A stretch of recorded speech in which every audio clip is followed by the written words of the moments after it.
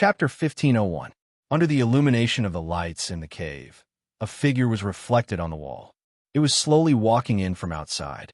When he saw the slender figure, 3 Yangzi squinted his eyes. Soon after, he saw an unfamiliar youth in green robes walk in from outside. He looked to be about 18 or 19 years old. He had delicate features and a slender figure. He looked as if he would be blown away by a gust of wind.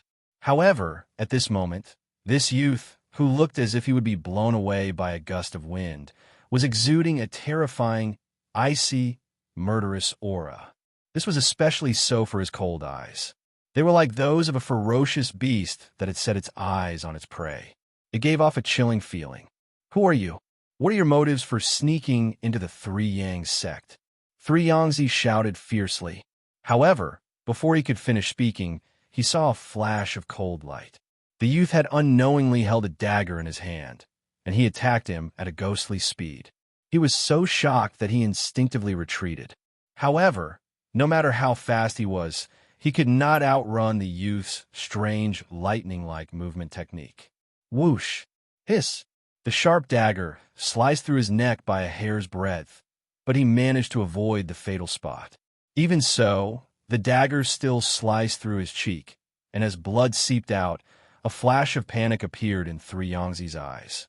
He cried out in surprise and quickly covered the wound on his face. The warm blood stained his hands. As it dyed his hands red, his heart started to beat in fear. Who was this person? With such strange movement technique and such skills, if he had not dodged quickly just now, he was afraid that the dagger would have slit his throat. When he thought of this, he was so shocked that he broke out in cold sweat. Who are you? What do you want? Do you want an elixir? I can give you an elixir. Even though he was a strong fighter in the fairy realm, he was still far from being a real killer or a cultivator who was good at fighting. Moreover, the person in front of him clearly had the aura of a nascent soul cultivator, but his murderous aura was not inferior to that of a fairy realm cultivator. As he retreated step by step, Fengjiu closed in. When she arrived inside and saw her mother, who was chained up and covered with countless wounds, her eyes were filled with a bloodthirsty, murderous intent. She swept her gaze across the room and stared at him coldly. In the next moment, her figure moved and the sharp dagger attacked. Whoosh! Swish! Bang! Hiss! There wasn't much space in the cave, so the dagger's attack was nimble. On the other hand, 3 Yangzi couldn't hit Fengjiu even after lashing out with his whip a few times. Instead, he destroyed several items in the cave. Seeing the spiritual medicine that he had prepared for a long time being destroyed, he felt his heart ache. I'm going to kill you. Let's see if you have the ability to do so, Fengjiu said coldly, leaning forward to attack again. The two of them fought back and forth in the cave. 3 Yangzi's combat power was obviously inferior to Fengjiu's, so he gradually fell into a disadvantageous position. Feeling that he was no match for this young man, he didn't dare to stay any longer and planned to leave the cave to ask for help. As long as he called for help, there was no way he could escape from the core Yang sect.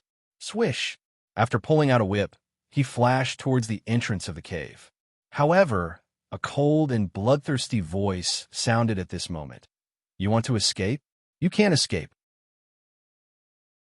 Chapter 1502.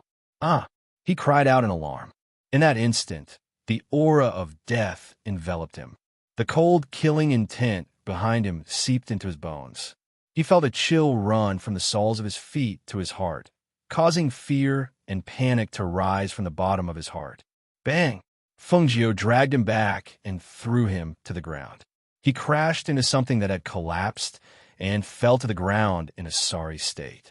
Just as he was about to stand up, a sharp air current struck him down. Whoosh! Pa! A sharp air blade cut through the air. That was the sound of a whip lashing out. With a pa sound, it landed on 3 Yangs who was about to stand up. Immediately, his gray clothes were torn apart by the whip. His flesh was torn open and fresh blood seeped out. A shrill scream came out of his mouth. At that moment, he personally tasted the heart-wrenching pain of the whip that was soaked in medicine. That pain was worse than death, causing him to almost faint. Whoosh! Whoosh, whoosh, whoosh. Pa! Pa pa pa. Ah, don't. Don't hit me. Don't. I'll die. With every whip that was laced with hidden force, 3 Yangs on the ground curled up into a ball and hugged his head tightly. His body was hit by one whip after another. The pain was indescribable. He could even feel the anger of the youth in green. Every whip was laced with his anger and killing intent. He wanted to kill him. Therefore, every lash of the whip was laced with hidden force, and every lash tore his skin and flesh apart. You can't take it anymore? Aren't you very good at bullying people? Don't you like to use a whip to hit people? I'll let you have a good taste of it. Feng Jiu said in a cold voice. Her hands didn't stop moving. Her whip lashed out fiercely and fiercely. Every whip contained a hidden force, which was enough to make his skin split open, but not fatal. Don't hit me. 3 Yangzi's voice sounded weak as he curled up on the ground. The smell of blood in the air was also spreading due to his injuries. Feng Jiu looked at the person curled up on the ground on the verge of death, unable to even stand up. Only then did he coldly glance at him, flung the whip aside, and quickly walked to his mother's side. Mother? Mother? She called out in a low voice, but she saw that she did not react at all. Her tattered clothes were not clean at all. If they were not torn, they were stained with blood, which made her heart ache. That 3 Yangzi, whose breathing was slightly chaotic from the beating, held his head with both hands. He watched as Feng Jiu ran to Shangguan Wanrong's side. Thus, he quietly took out a medicinal pill and swallowed it, alleviating the intense pain in his body that made him wish he was dead. He was sure that if he didn't take any medicine or something, he would definitely die from the searing pain. Mother? Did he hear wrongly? This youngster, who came out of nowhere, called Shangguan Wanrong mother. Was she his mother? He quietly turned his head to take a look. When he saw the youngster tugging at the black iron chain, he knew something was wrong. He lightly covered his chest with one hand and felt the effects of the medicine. He immediately gritted his teeth, jumped up, and fled outside. Xiao. Chapter 1503. Damn it. His expression was shocked, and his face instantly turned ashen. Even though he wasn't a doctor, he knew that if the silver needles didn't enter the main meridian, they would automatically spread. If they weren't forced out in time, their lives would be in danger. As he wanted to escape, he didn't dare to be careless and didn't dare to hope for a fluke. When he turned around and saw the youth trying to pull the black iron chain to save Shangguan Wanrong, he immediately turned around and sat down cross-legged on the other side of the cave wall. He circulated the aura in his body in an attempt to force out the silver needles on his back. At this moment, Feng Jiu saw that her mother was on the verge of death and didn't chase after her. She tugged at the chains and found that they were like black iron chains that couldn't be cut. She immediately took out the Qing Feng sword and circulated spiritual power in her hand to cut open the black iron chains that bound her hands and feet. Clang! The crisp sound of metal breaking echoed, and the black iron chains fell. Her mother lost her balance and fell to the ground. Feng Jiu quickly put away the Qing Feng sword and supported her mother with one hand. After taking her mother's pulse, Feng Jiu's expression slightly changed, and she stuffed a pill into her mother's mouth. She looked around and saw a spirit herb that had fallen to the corner of the wall. She immediately went forward to pick it up and put it into her space. She then helped her mother out. When she arrived at the other side of the wall, 3 Yangzi was nowhere to be seen. At this moment, she could faintly hear the sound of Tan Yun coming from outside the cave. She quickly helped her mother out. When she saw Tan Yun fighting with 3 Yangzi, she put her mother down beside a tree and rushed up to him. Old thing, today, no one can save you. I'll definitely take your life. If she didn't kill him, she would be able to quell the fire in her heart. This kind of person didn't deserve to live. Hearing this, 3 Yangzi was so scared that his legs went soft. He had seen this youth's skills. He didn't think that this youth was only talking to scare him. He really would kill him. At this moment, he couldn't care about anything else and hastily took out a distress signal from his universe bag. Because his heart was in a mess, he had forgotten that he had a distress signal. Pung! A blue flame flew into the night sky and scattered in the sky. In this chaotic sect, although the sound of fire being put out wasn't loud, it still attracted everyone's attention. Look, Isn't that our sect's distress signal? It seems to be a distress signal sent by 3 Yangtze Peak. Even if there's a fire, there shouldn't be a signal. Could it be that something has happened? Are you stupid? Can't see that it's a blue signal? That's a signal only from the peak. Something must have happened to 3 Yangtze's Peak. Hearing this, everyone had different expressions on their faces.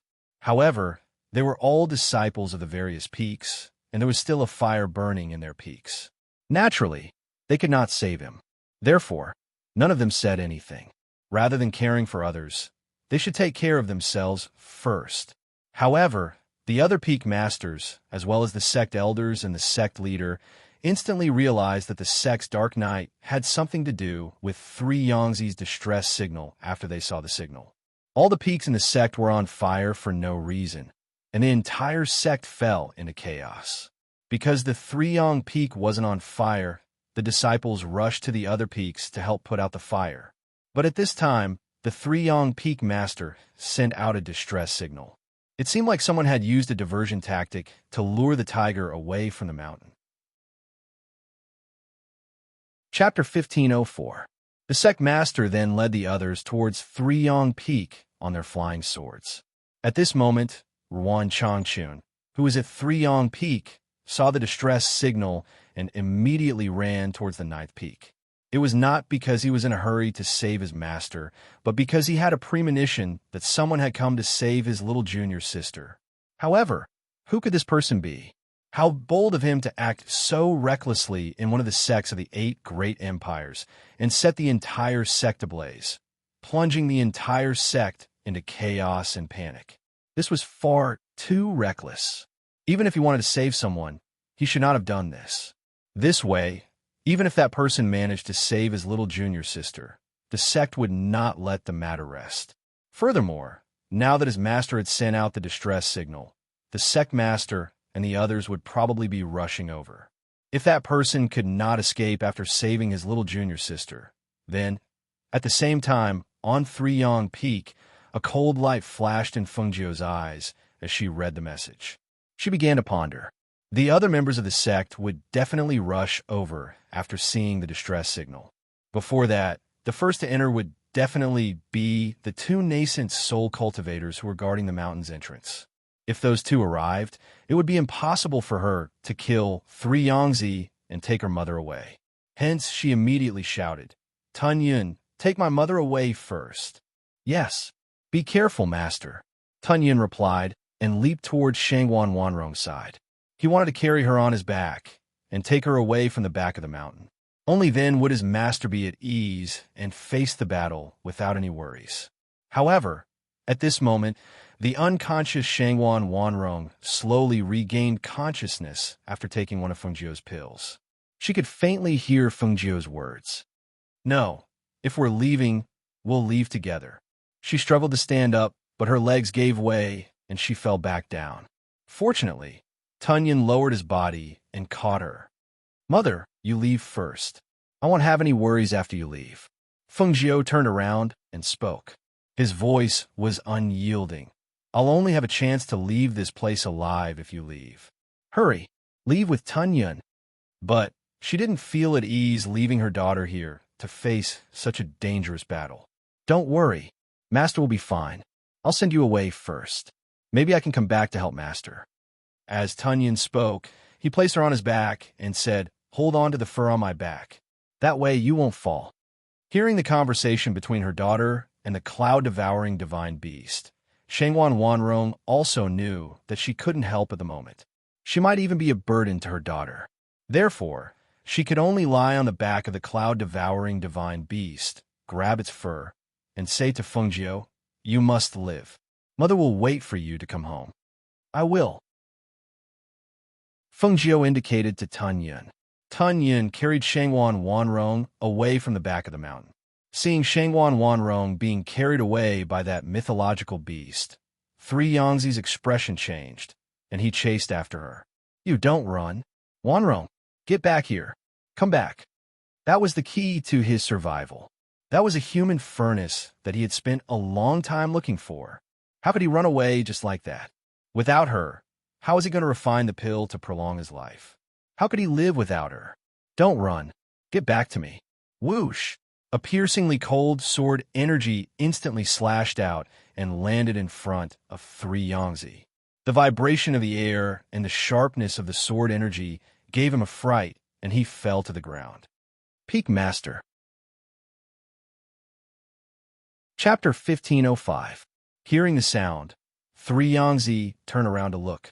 When he saw that it was the two of them, he was overjoyed. He immediately pointed at Feng Jiao and shouted, "Kill him! Kill him for me!" As soon as his voice fell, he planned to chase after Shangguan Wanrong, who had been taken away by that mythological beast. She was the catalyst for his survival. How could he look on helplessly as she escaped from his eyes like this? If he really let her escape, it would not be so easy to catch her in the future. You should worry about yourself first. At the same time, Feng Jiao dashed forward and grabbed his throat like a ghost. A strange red medicinal pill was stuffed into 3 Yangtze's mouth. She whispered into his ear, "You dared to attack my mother. Killing you with a single stroke would be letting you off too easily. Before you die, I'll let you taste the pain of 10,000 insects drilling into your heart. You'll wish you were dead. Let go." 3 Yangtze struggled, but the medicinal core melted the moment it entered his throat, and the medicine spread out in his body. He could even feel an itchy and numb feeling rising in his body at the moment the medicinal core melted. But very quickly, this itchy and numb feeling was replaced by a sharp pain in his spine. It was as if thousands of insects were gnawing at his internal organs. The pain was so painful that he fell to the ground with a bang and rolled around. "Ah, damn it. What did you feed me? What did you feed me? Give me the antidote. Give me the antidote." He clutched his clothes tightly with both hands. His face turned from pale to red. His body kept rolling around as he screamed.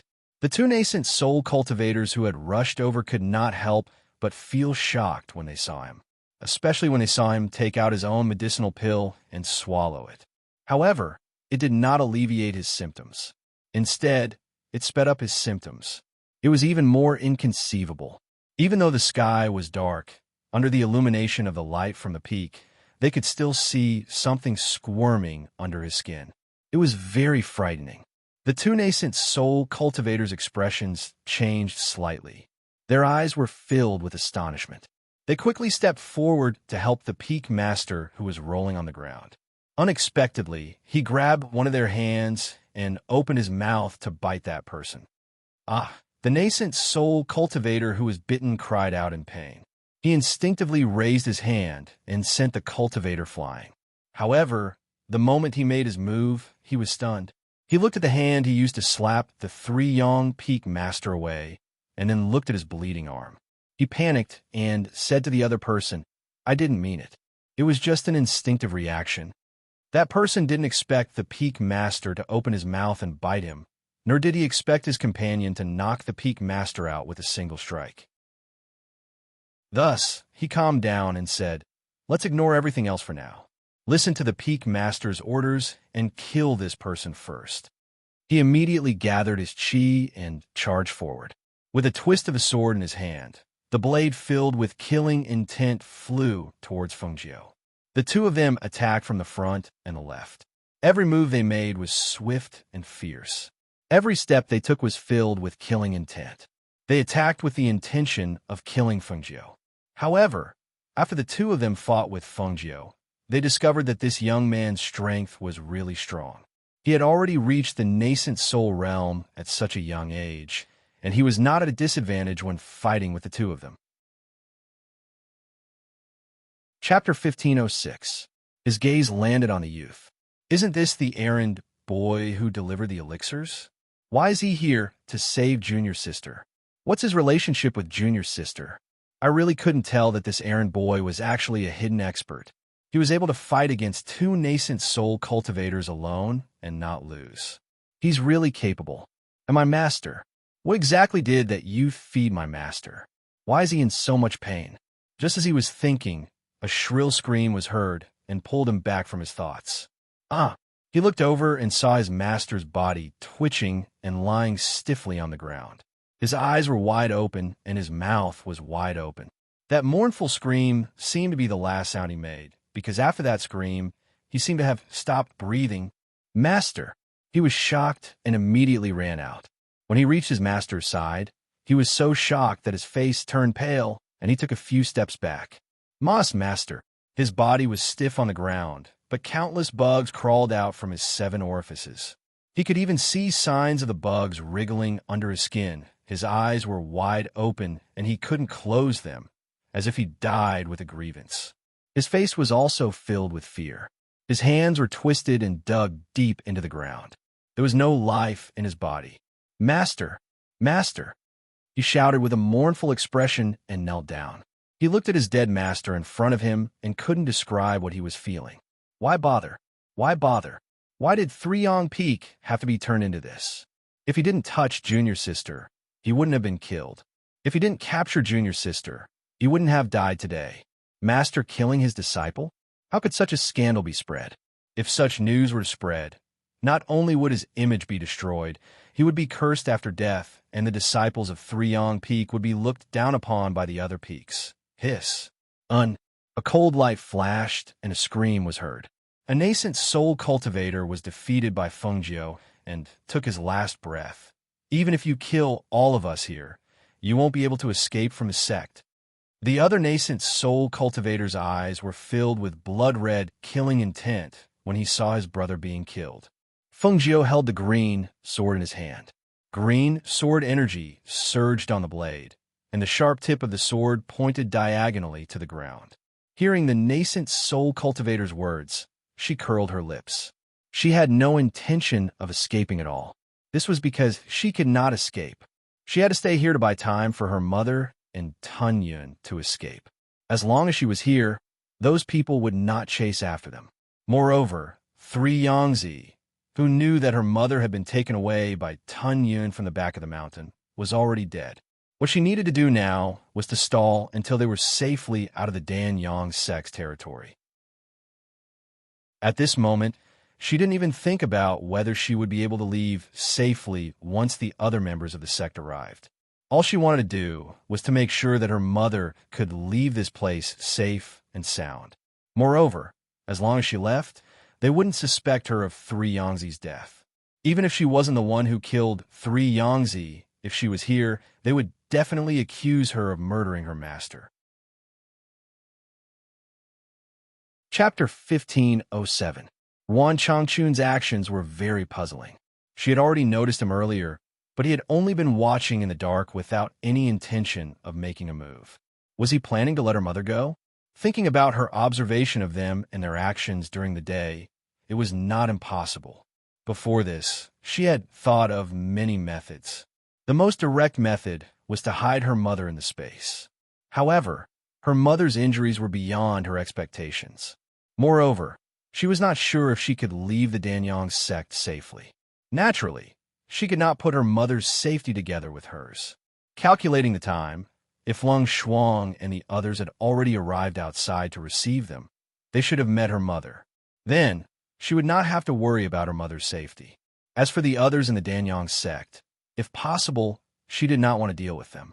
After all, the only person she wanted to kill was Three Yongzi. However, she did not want to be enemies with them. If they did not let her go, then she would have to make a move. Who are you? How dare you be so presumptuous in the Danyang sect? When a deep voice that contained spiritual energy was heard, Fengjiu looked up and saw a few figures flying in the air on swords. Seeing this, she glanced at Ruan Changchun and then flew in the opposite direction of the back mountain. The figures of the cultivators following behind the sect leader flashed and chased after her. Ruan Changchun noticed the gaze of the young man before he left. He stood up and looked at the sect leader, the elders, and the powerhouses following behind them. His heart could not help but sink. In addition to the powerhouses chasing after the young man, the sect leader and the rest were also protected by a few people. If this was the case, the young man would not be able to escape. Sect leader, that young man named Fengjiu killed the peak master of Three Yongzi. When the injured nascent soul cultivator saw them, he immediately reported, "I recognize him. He was originally a disciple of Three Yongzi as a servant. I did not expect him to be such a hidden person. He actually killed the peak master of 3 Yangtze. Hearing this, the expressions of the dozen people who came changed. They looked around and saw 3 Yangtze's stiff body lying on the ground. For a moment, they were extremely shocked. How is this possible? He is a fairy realm cultivator. An elder said in disbelief. He went forward to check and saw that 3 Yangtze had really stopped breathing.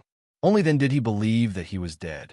When the rest of the people saw this scene, they were shocked. At the same time, they were more concerned about the person who killed 3 Yangtze. Therefore, the sect leader stared at the nascent soul cultivator and asked, "You said that the person who killed 3 Yangtze was a servant of 3 Yangtze? How could an odd job worker kill him?" What's more, that person was clearly at the nascent soul stage. How could he be a servant? Seeing the sect leader, he was sent to deliver the sect to the sects of 3 Yangtze. He was to the Changzi's servant, and he was to the, of him, to, of, one. He. Is what he said true? The sect master's gaze turned and landed on Ruan Changchun. Chapter 1508. How could no one know that such a dangerous person had infiltrated the sect? What is the 3 Yang Peak doing? Even 3 Yangtze was killed by that young man. The sect leader shouted angrily. He frowned and asked suspiciously, "However, why would this person kill 3 Yangtze? Does he have any feud with him? Since he had infiltrated the sect, why did he attack tonight? Why did he cause the entire sect to be on fire?" This, I don't know either. Ruan Changchun lowered his gaze and shook his head. I heard that 3 Yangtze was planning to go into seclusion to refine pills. Furthermore, the pills he was going to refine were extraordinary. Could it be related to this? An elder stroked his beard as he spoke. He looked in the direction of the young man who had escaped and the cultivators who had chased after him. No matter what, he set fire to the Danyang sect and killed 3 Yangtze. This is a fact. Let's capture him first, the sect leader said. He instructed Ruan Changchun to settle 3 Yangtze's corpse before he turned around and left. He planned to gather everyone in the sect to capture Fengjiu alive. Ruan Changchun acknowledged the sect leader and watched them leave. He then asked the nascent soul cultivator to guard the corpse while he entered the cave to investigate. As soon as he stepped inside, the strong smell of blood assaulted his nostrils. He walked further in and arrived at the alchemy room. The black iron chains that had been cut off were stained with blood. It was a ghastly sight, seeing the scene in the cave and thinking of his junior sister's injured and dying appearance. He could understand why that young man was so determined to kill his master. On the other side, Fengjiu fled towards the main gate of the sect. 2 nascent soul cultivators and 2 fairy realm cultivators chased after her relentlessly. As they chased after her, her body was injured by their sword qi. Many wounds appeared on her body. It was one thing to deal with 3 Yangtze, who was a fairy realm cultivator. After all, he did not specialize in combat. However, it was not so easy to deal with the strong cultivators who follow behind the sect leader. If not for her strange movement technique and the Qing Feng sword in her hand, perhaps she would have already fallen into the hands of these people. When she was less than 300 meters away from the entrance of the sect, she was surrounded in midair by the 4 people. It really is the Azure Edge sword. Who are you? A fairy realm expert stared at the green sword in Fengjiu's hand, and his eyes were filled with shock. The ancient divine sword, Qing Feng, had been missing for many years. Now that it had reappeared, it was actually in the hands of a youth. Who was this young man? At this moment, the other 3 were equally excited. It was the Qing Feng sword. They were actually fated to see the ancient divine sword Qing Feng. This was the ancient divine sword that had been fought over until it set off a bloody storm several decades ago. Some of the disciples who noticed the stalemate in the air started to discuss among themselves. On the 7th peak of the 3 Yang Peak, Luo Hong and Chun Dao were extremely shocked. They stared at the green figure in the distance, who was surrounded by a few experts. Even though he was a little far away, under the illumination of the flames in the sect, under the refraction of the flames, That person's figure and face were clearly seen by them. That's Feng Jiu? What is he doing? Luo Heng couldn't hide his shock and horror as he stared at Feng Jiu in the distance and muttered to the people around him. Chapter 1509. With such medical skills, how could he possibly be an ordinary person? He had long known that he was not an ordinary person, but he did not expect him to do such a thing here. Why? If he wanted to kill the Peak Master, why did he hide for so long before making his move? What was his motive for doing so? Now that he was surrounded in the sect, how could he escape with his life? The sounds of battle from afar pulled him back from his thoughts. He looked at Feng Jiu, who was surrounded, and realized that he could not save him at this moment, let alone help him. In front of so many people in the sect, if he stepped forward to protect him, he would only be killed by his accomplices. He would not be of any use at all. So what should he do? How could he save him? What should we do? Could Feng Jiu have been killed? How could he fight against so many of them alone? Moreover, 2 of them are fairies. How could he deal with them? Luo Heng said worriedly. Compared to his Grandmaster's death, he was more concerned about Feng Jiu's life and death. When Chen Dao heard this, he pursed his lips and turned to leave, intending to ask what was going on. However, just as he was about to head to the 9th peak, he saw the sect leader and the others standing in the air on their swords, watching the battle from a distance. When he saw this, he summoned his chi and flew up on his sword. However, before he could get close, he was stopped by the cultivators who were protecting them behind them. "Who's there?" A nascent soul cultivator shouted. One of the elders inadvertently glanced over.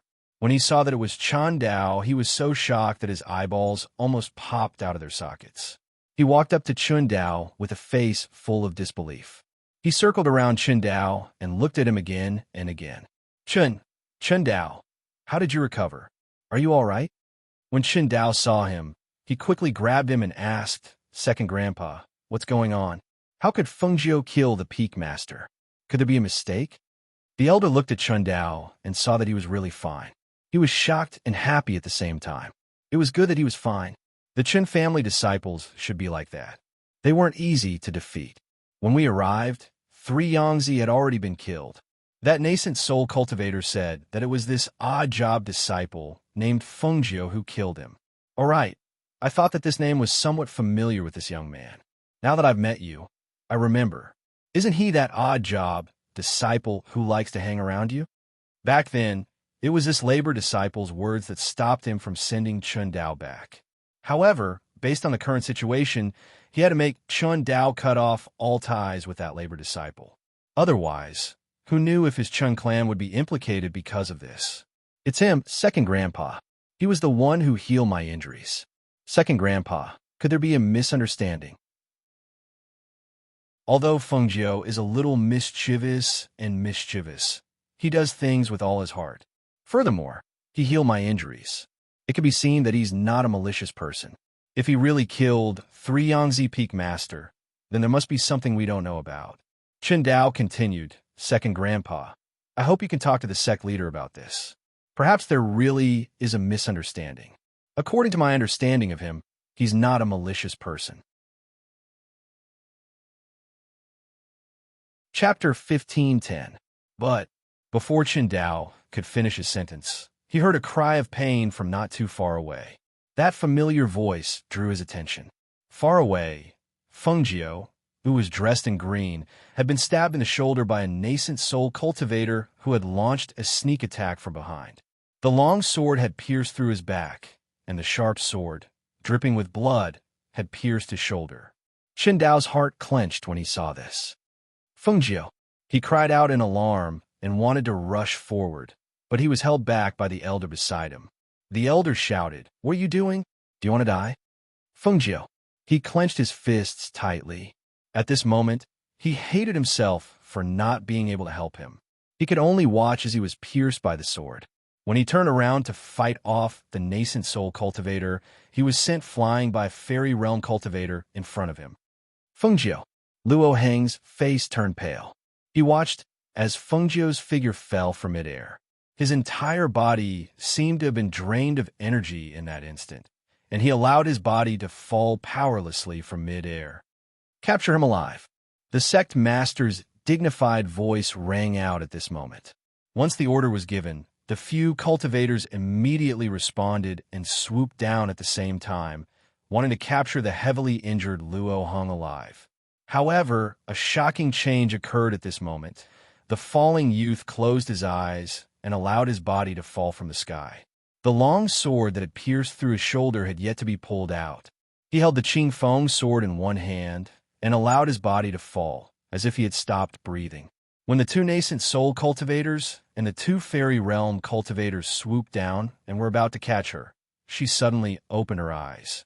Her entire body instantly surged with a terrifying spiritual aura. Whoosh! A sharp aura whizzed out from her body. Other than the aura and pressure of a nascent soul cultivator, the powerful spiritual aura also contained the aura of an ancient divine beast. The Qing Feng sword in her hand shot out a dazzling green light, and the sharpness of the sword's blade was even more frightening. Bang! The powerful airflow surged and collided with her body. The long sword that was stabbed into her shoulder was forced out by her aura at this moment. With a whoosh, it flew out and fell to the ground. The green clothes on her body were also torn apart by the surging airflow at this moment.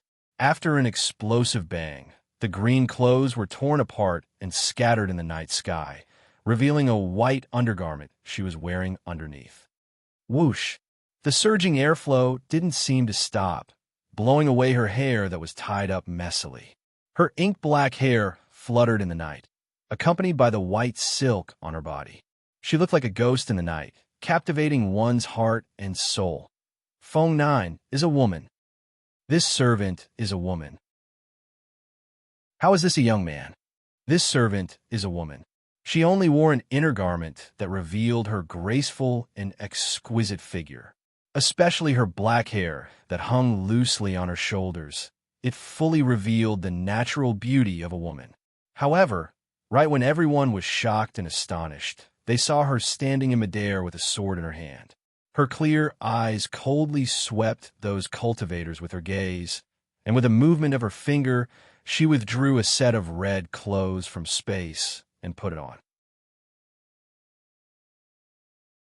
Chapter 15:11. Whoosh! The powerful airflow was still surging around her body. At the same time, under the shocked gazes of the entire sect, the sound of thunder rumbled from the sky. An oppressive and gloomy aura pressed down from the sky and enveloped the entire sect.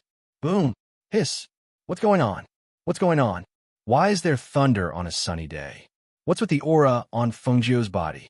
The airflow around her body is so strong. It seems like she's about to break through. She seems to have eaten something earlier. I saw her raise her hand and eat something. Then her aura changed like that. Breakthrough? Impossible. She's only a mid-nascent soul cultivator. She can't possibly break through at this stage. Her aura has increased tremendously, and she's drawing upon the power of heaven and earth. She must have eaten some kind of pill to increase her strength. Pill? How is that possible? What kind of pill can produce such a powerful airflow and aura? What kind of pill can cause such a shocking change in a person's strength and aura? She killed San Yangzi. Could it be that San Yangzi refined some kind of heaven-defying pill and she stole it? Chen Dao only felt his ears rumble as he listened to the shocked cries and discussions around him. His mind went blank as he stared dumbfoundedly at the evil figure in red robes floating in the air. That person is Fengjiu? Fengjiu is a woman? How can he be a woman? He's clearly a young man. How? How did he turn from him to her in the blink of an eye? On the mountain peak below, Luo Hung was also dumbfounded. The young man who called him brother had turned into a woman in the blink of an eye. Just as he stared blankly at the red figure, he saw the red figure flash through the night like a ghost. The sharp sword in her hand was glowing with a green light as she attacked the nascent soul cultivator who had just stabbed her. Her speed increased by several times in an instant. The green sword slashed through the air, and the nascent soul cultivator was unable to dodge in time. Fresh blood flowed from his neck. His eyes were wide open, filled with unwillingness and disbelief. seeing the nascent soul cultivator lose his balance and fall to the ground. The blood caused the hearts of the other three to tremble, and a sense of horror rose in their hearts. Too fast. That kind of speed was too fast. So fast that they couldn't see it clearly. Her speed had increased by so much.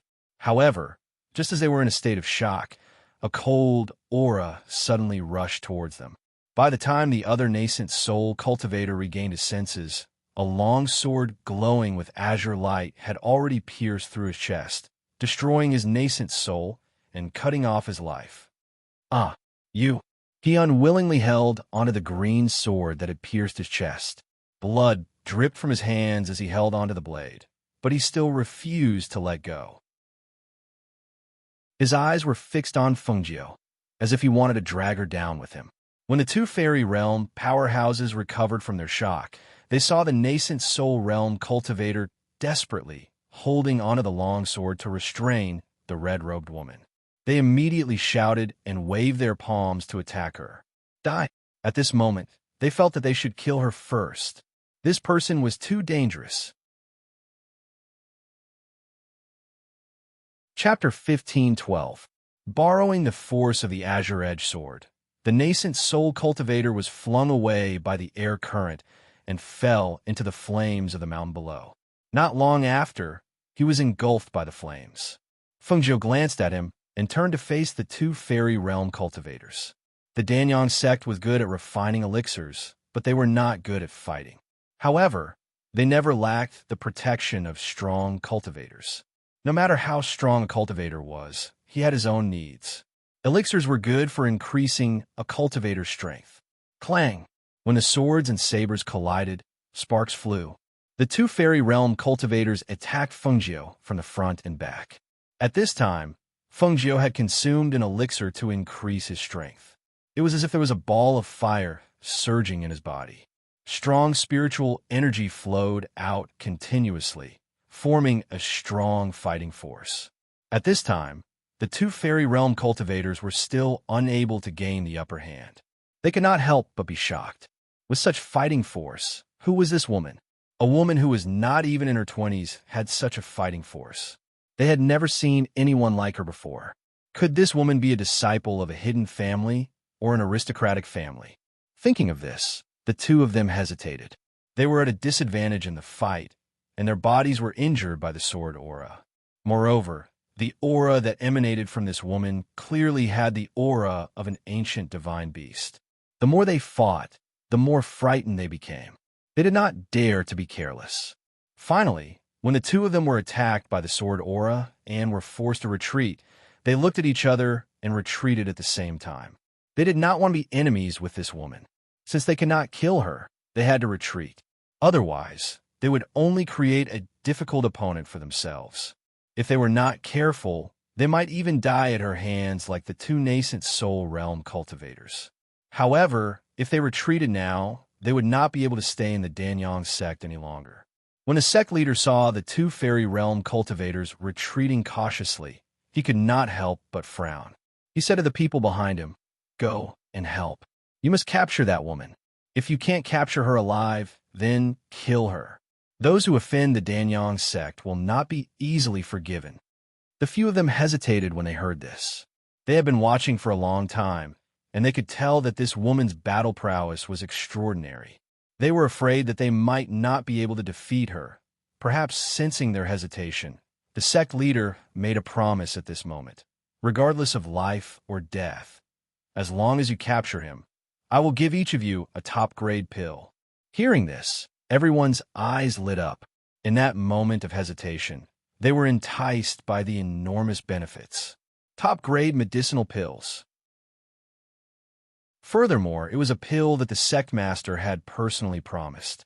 That was definitely not something that could be obtained from the outside. Even though they knew that there might be casualties if they made a move, they were still tempted by the huge temptation of benefits. At that moment, a few of them could not hide their excitement and responded, "Yes." As soon as he finished speaking, several people dashed out toward Fengjiu. When the two people who had retreated heard the sect master's words, their hearts trembled slightly. However, they did not continue to move forward. Instead, they continued to retreat. They had fought with that woman before. Her strength was at the nascent soul realm, but after eating the medicinal pill, her strength increased several times.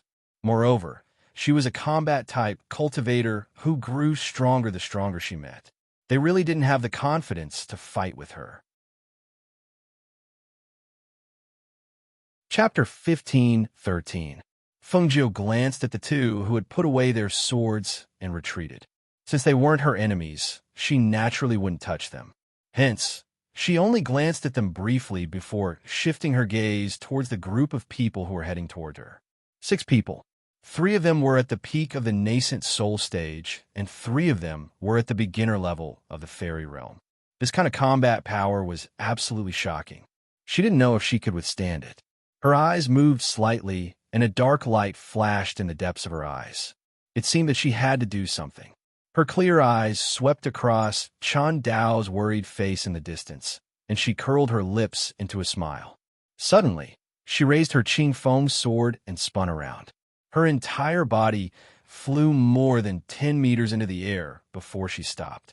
Her clear and cold voice rang out at this moment. I have no intention of becoming enemies with the Danyang sect. I killed 3 Yangtze for a reason. If you let me go now, no one from the Danyang sect will die. Otherwise, the sword has no eyes, and you will be responsible for your own deaths.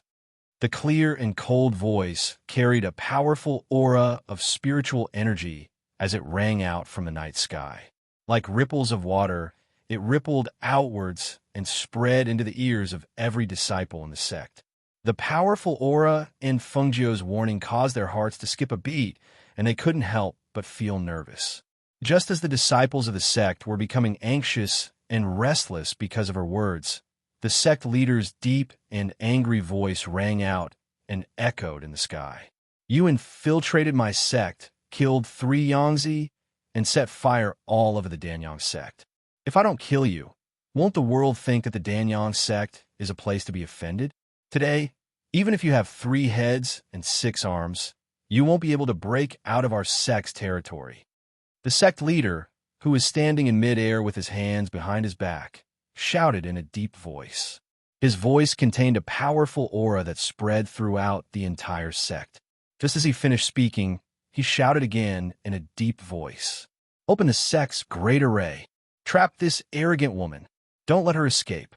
When the people guarding the array heard the sect master's words, they immediately worked together to activate the sect protection array.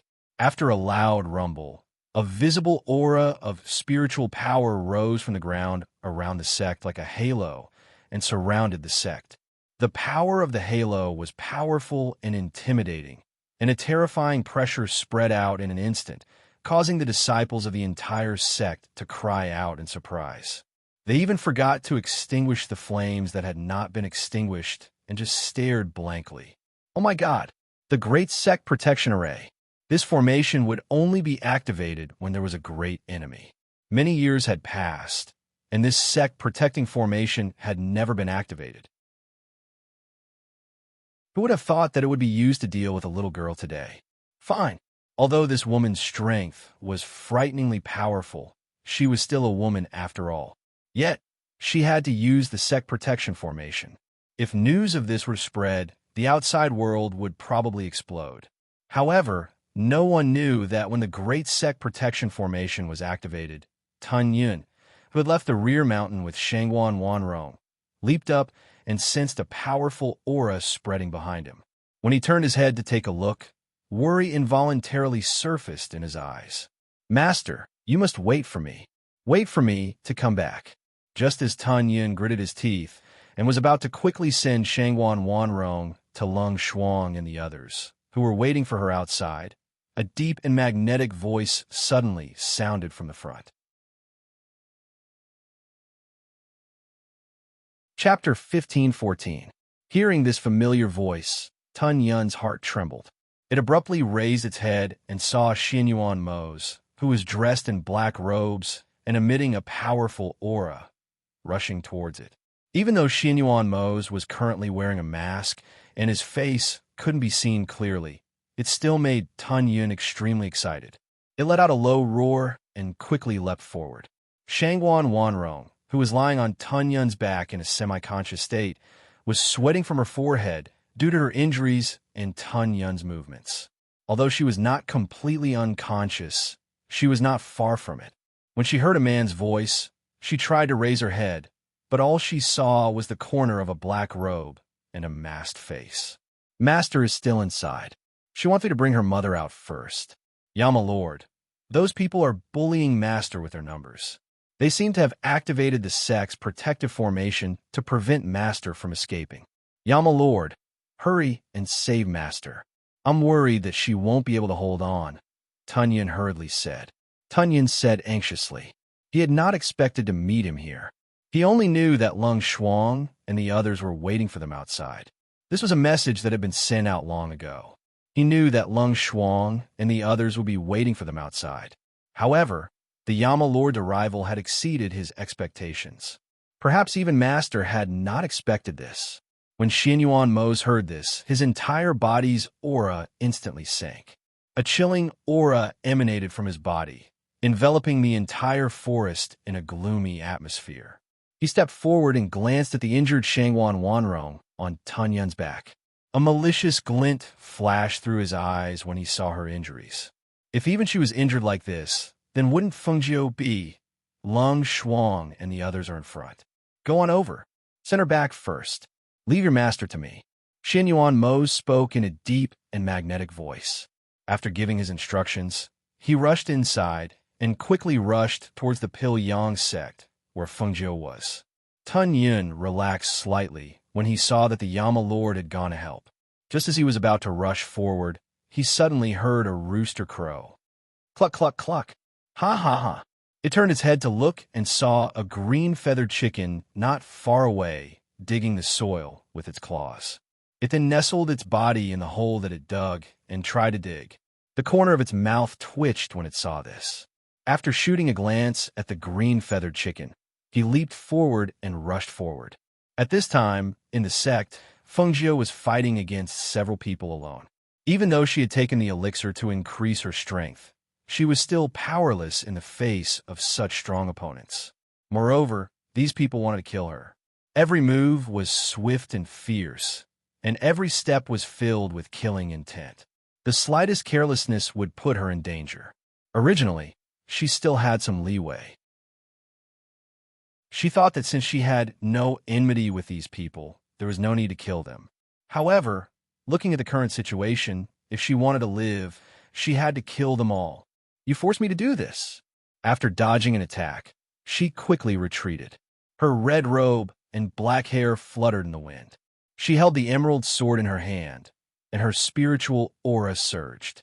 She urged the flames in her body to pour into the emerald sword in her hand.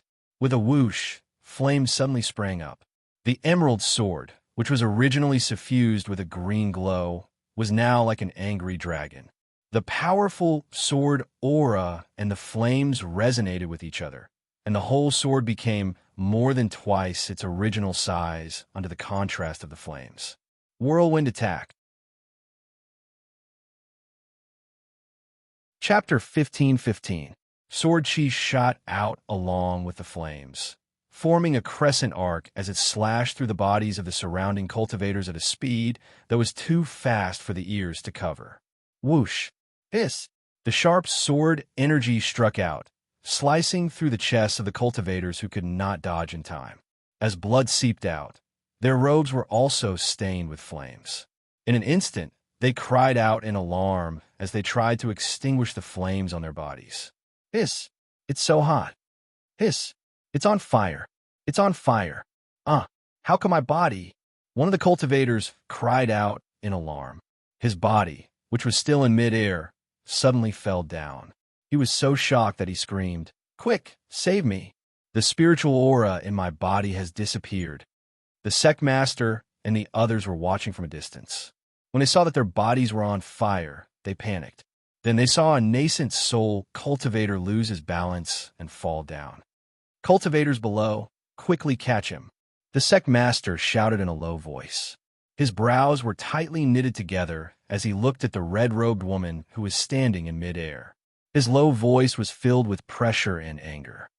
You used medicine? This woman actually dared to use medicine in front of so many people. She really treated them as if they were nothing. What's wrong with using medicine?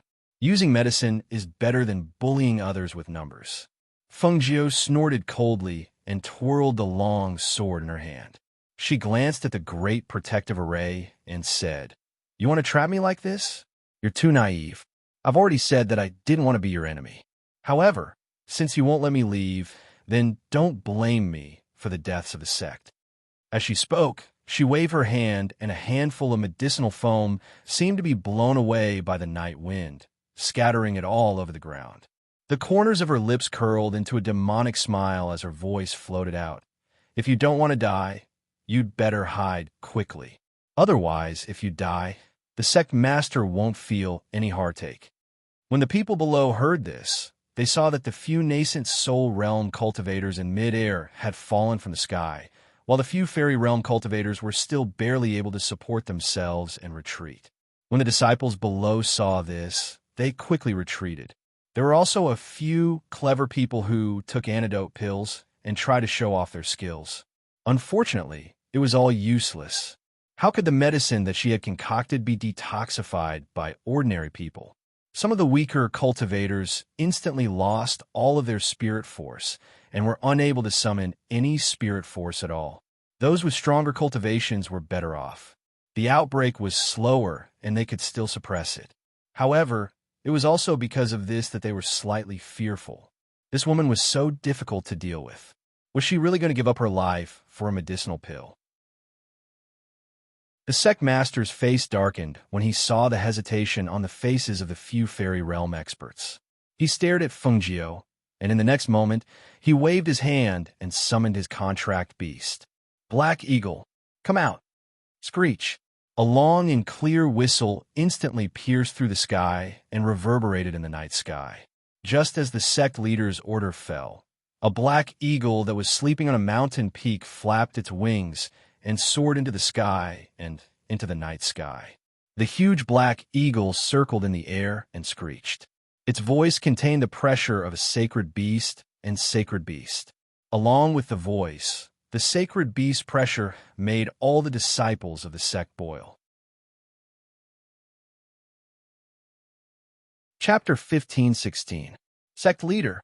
Seeing this scene, Chen Dao was shocked. He wanted to kill Feng Jiu. A sacred beast, Feng Jiu. How could she possibly stop him? "Don't cause trouble. If you continue to cause trouble, don't blame me for knocking you out." The elder held on to Chen Dao's hand and shouted, not allowing him to go forward and cause trouble. His gaze landed on the red figure, and a complicated look flashed across his eyes. He really did not expect that strange young man to be a woman. Furthermore, she was no longer restraining her aura, no longer concealing her aura. She was actually so elegant and noble. This person, no matter how he looked at it, did not look like he was made to be a servant. Did he sneak in because of 3 Yangtze? Could it be that he had some enmity with 3 Yangtze? "Black Eagle, kill him," the sect leader ordered in a deep voice. He stretched out his hand and pointed towards Feng Jiu, whose red robes were fluttering in the air. An eagle's cry rang out, and the huge black eagle, which was flapping its wings and circling in the air, closed its wings and swooped down from the sky. Its sharp, hooked beak carried a powerful aura and murderous intent as it attacked Feng Jiu, as if it was about to tear him apart. Seeing the black eagle swooping down, its powerful aura accompanied by its extremely fast speed brought about a frightening airflow. Seeing the bloodthirsty and cruel look in the eagle's eyes, Feng Jiu squinted her eyes and raised her sword to meet it. Since they wanted to fight, then let's fight. She wanted to see how many of them could die under her green-edged sword. Mixed elements slash. With a cold shout, the pressure of the ancient mythological beast and the sword chi of the green-tipped sword merged together. With a whistling sound, a terrifying sword chi burst forth. This sword chi that could be seen with the naked eye formed a huge sword blade. When she swooped down to meet the sacred beast, it also slashed down. Whoosh! Bang!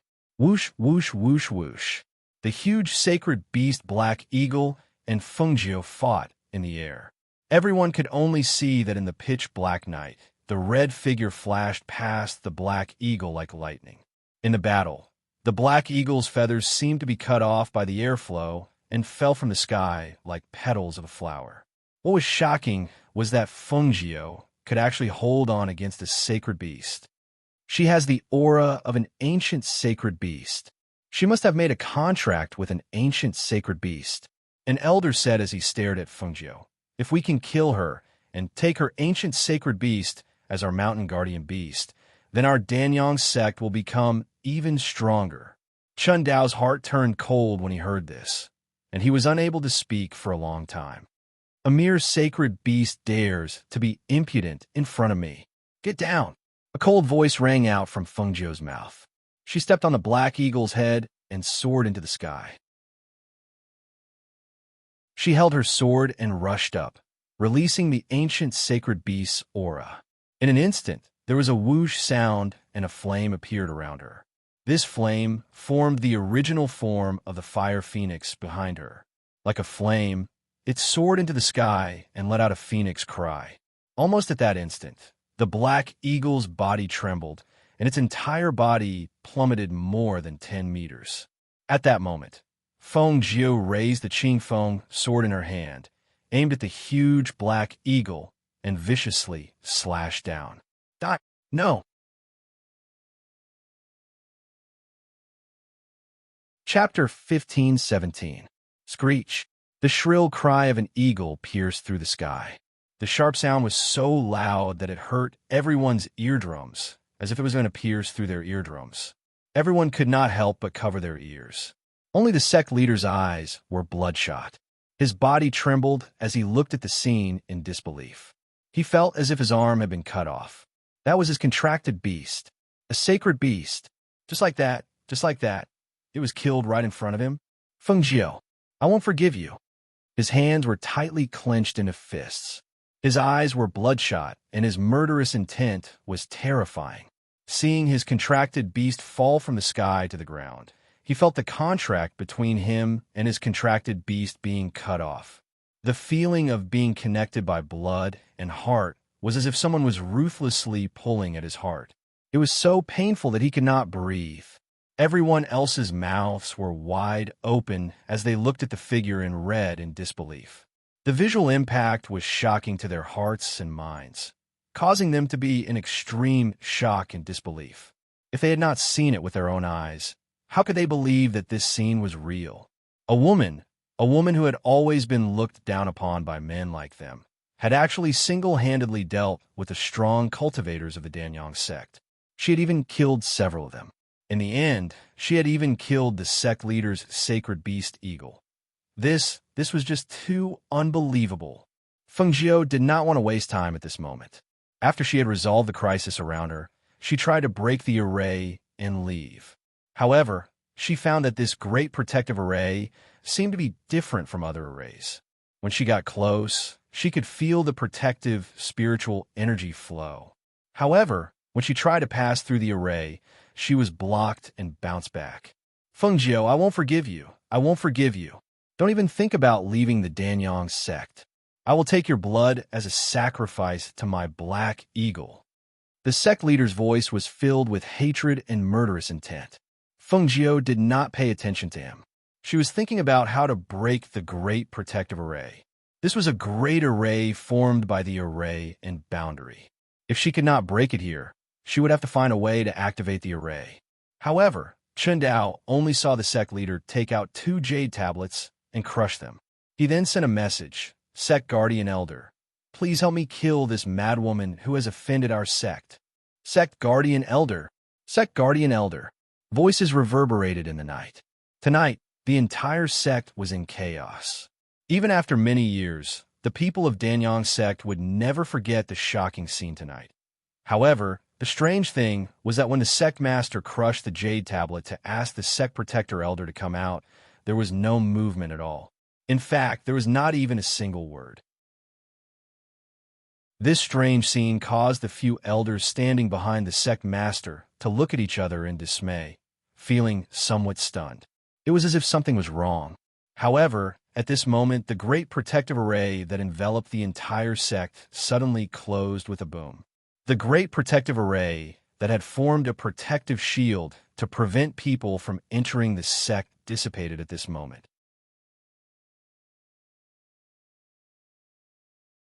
Chapter 15:18. When Fengjiu saw that the array had been closed, her heart trembled slightly. Just as she was about to leave, she saw a familiar figure walking towards her. When she saw the black figure, she was startled, somewhat surprised, and then relieved. It was Mose. He had come. She did not expect him to come here at this time. After all, she had only informed Lung Shuang and the others to provide support outside, but did not tell him what she was going to do. However, when she thought of the Yen Hall's forces scattered all over the place, she understood. As long as he wanted to know, even if she did not tell him, how could he not find out where she was? However, he had arrived at the perfect time. After all, he was the one who should have shut down the Great Sect Protection Formation. Seeing his arrival, her entire body relaxed. With him here, she believed that nothing would happen to her. However, compared to Fengjiu's relaxed body, Xin Yuan Mose's deep black eyes were filled with a bloodthirsty coldness. He looked at the red figure floating in the air, looked at the wounds on her red clothes, looked at her black hair draped over her shoulders, looked at her entire body surging with spiritual aura and pressure that was several times higher than her cultivation level. He knew that she had been forced to take a pill that could raise her strength in a short period of time. She had that kind of pill, and the effects of this pill were extremely fast and powerful. It could raise the strength of the person who took it in a very short period of time. However, there was a time limit. Moreover, once the effects of the pill wore off, it would cause great damage to the body. In a few breaths, Xin Yuan Mose arrived in front of Fengjiu and reached out to pull her into his arms. "How are you? Are you all right?" His deep voice could not conceal his cold aura. He looked pitifully at the exhausted Fengjiu in his arms and scolded. "Why didn't you tell me? Why did you need me to take care of everything yourself?" Hearing this, Fengjiu could not help but laugh. "Did I stay with you so that you can protect me? Don't worry. I won't die. Just treat it as training. I haven't fought like this for a long time. Speaking of which, it's really quite tiring." She reached out to wrap her arms around his waist and pressed her face against his. Feeling the spiritual aura in her body gradually dissipating, she said, "The effects of the pill are about to wear off. The sect protection array is closed. Let's go." However, Xin Yuan Mose hugged her tightly and shifted his deep gaze from her face to the sect master of the Dan Yang sect in the distance. "The people of the Dan Yang sect injured you to this extent. How could I let them off so easily? Since they dared to touch his woman, how could he let them off? Forget it, let's go. The people I wanted to kill have been killed by me, and the people I wanted to save have also been saved by me. There's no need to care about the people here." In the end, she did not want Xin Yuan Mose to destroy the Pil Yang sect. After all, she had lived here for a period of time and did not have much contact with the people here. However, there were still some people who took good care of her. She did not want to be too ruthless in everything. At this time, the sect leader of the Pil Yang sect felt the black-robed man's cold and bloodthirsty eyes staring at him. A chill ran up from the bottom of his feet, causing him to involuntarily shiver. He felt fear and panic from the bottom of his heart. Chapter 15:19.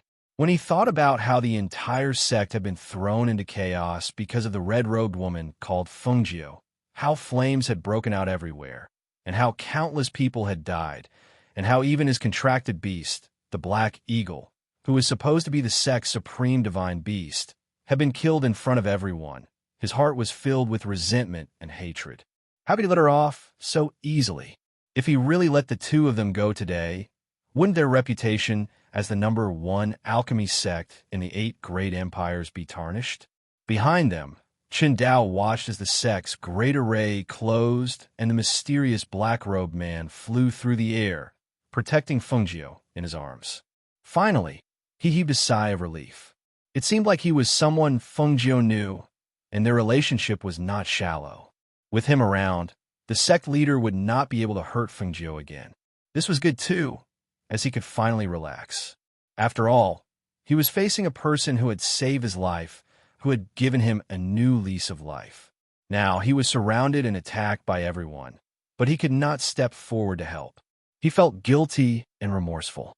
The few fairy realm powerhouses who had retreated stared at the black-robed man's mask, unable to hide the shock and fear in their eyes. They could not help but retreat further, lowering their heads slightly, as if they were trying to hide themselves. Yes, they recognized the man's identity. Wasn't that unique mask the mask of the Yama Lord of the Yama Palace? The red-robed woman was actually related to the Yama Lord of the Yama Palace. Moreover, the elusive Yama Lord had actually come here personally. It was clear that this woman held an extraordinary position in his heart. At this moment, they could not help but secretly rejoice that they had stopped in time. Otherwise, not only would they have died here, but their families and those who were related to them would also have been implicated. Sect Guardian Elder. The thunderous voice rang out again. The sect leader was unwilling to let them leave just like that, so he called out to the main mountain again. However, there was no response, as if a stone had sunk into the sea. Sect Guardian Elder, please, he shouted again, unwilling to give up. However, before he could finish his sentence, he was sent flying by a palm strike. The powerful wind from the palm strike was infused into the palm strike, causing him to spit out a mouthful of blood. His entire body instantly fell from midair. Sect Master. Everyone cried out in alarm as they looked at the two people who had appeared a few meters in front of them. They couldn't help but take a few steps back as their eyes were filled with shock. It was too fast. That speed was too fast. In the blink of an eye, he arrived here and attacked the Sect Master. No one could block or dodge that kind of speed. Looking at the man's overwhelming killing intent, their hearts were instantly in their mouths. After taking such a blow, could the sovereign still survive? However, just as they watched the Sect Master fall, his figure was caught by a spiritual aura and pulled in front of the man and woman. When they saw that the masked man in black robes was able to use his spiritual aura to control people, everyone was shocked. Xianyuan Mose held Fengjiu in one hand and used his other hand to gather his spiritual aura and lift the Sect Master a few meters in front of him. He stared at the Sect Master as a murderous intent flashed across his deep black eyes. At this moment, a voice rang out from the sky and echoed in the night. Chapter 1520. Hearing this voice, the Danyang sect's elders and peak masters' expressions changed. A complicated look appeared in their eyes. That voice belonged to one of the sect protector elders. It turned out that the guardian elder had been there all along. But why didn't he show himself? Fengjiu's eyes flickered. She glanced at the sect master and said to Xianyuan Mose, "Spare his life. Let's go." It was not that she had softened, but if the sect master of the #1 alchemy sect of the 8 great empires died tonight, it would be very troublesome. Moreover, people could not easily decide the life and death of others just because they were stronger than others. That kind of killing was blind and bloodthirsty. It could only show a person's cruelty and cold-bloodedness. Although she was cold-blooded, she was never cruel. She did not want to become such a person. Xianyuan Mose lowered his head to look at her in his arms. Then, with a wave of his hand, he flung the sect master away. Then, he left with Fengjiu through the main entrance. Watching the two figures leave in front of their eyes, everyone had an indescribable feeling in their hearts. The reason why the Danyang sect was in such a mess and suffered such a heavy loss was because of the death of 3 Yangzi. Was it really worth it to sacrifice so much for someone who was already dead? Luo Heng and Chen Dao watched as Fengjiu was taken away. Only then did they feel relieved. As long as she was fine, as long as she was fine. However, she was fine, but the sect was in big trouble. On the other side, Fengjiu leaned in Xianyuan Mose's arms. She narrowed her eyes and asked, "Where's my mother? Did Lung Shuang and the others encounter Tun Yin?" "Yes, I met Tun Yin when I came in. I told it to go to Lung Shuang and the others. Don't worry, they should have already rushed back." As Xianyuan Mo spoke, he brought her down the mountain. At the same time, He used his sleeve to cover her face so that the wind blade would not cut her. Fengjiu leaned on the bed in relief. His head was a little heavy, and he asked drowsily, "Why are you here?" "You left for a few months. I wanted to come and see you, but I didn't expect to see you injured like this. You really make people worry. Why didn't you tell me?" His voice was low and reproachful, but when he saw her like this, he swallowed the words of reproach that were about to come out of his mouth. Fengjiu smiled and said, "I didn't want to cause such a big commotion. Things have gone beyond my expectations. I didn't expect this sect protecting array to be so difficult to break, cough, cough." Seeing her face getting paler and paler, Xinyuan Mo's frowned. "Do you have other injuries on your body? Why is your face getting uglier and uglier?" He stopped in the forest and asked. "My shoulder was pierced by a sword, even though the bleeding has stopped, but..." Before he could finish his words, he was interrupted. "Damn it!" Xinyuan Mo's cursed and hurriedly put her down. With one hand, he tore off her outer clothes. "Why didn't you tell me that your shoulder was injured? What something happened if you dragged it back?" When he tore off her red outer clothes, revealing her blood-stained inner clothes, his eyes narrowed. The large amount of blood stung his eyes, and his hands trembled slightly. Why is there so much blood?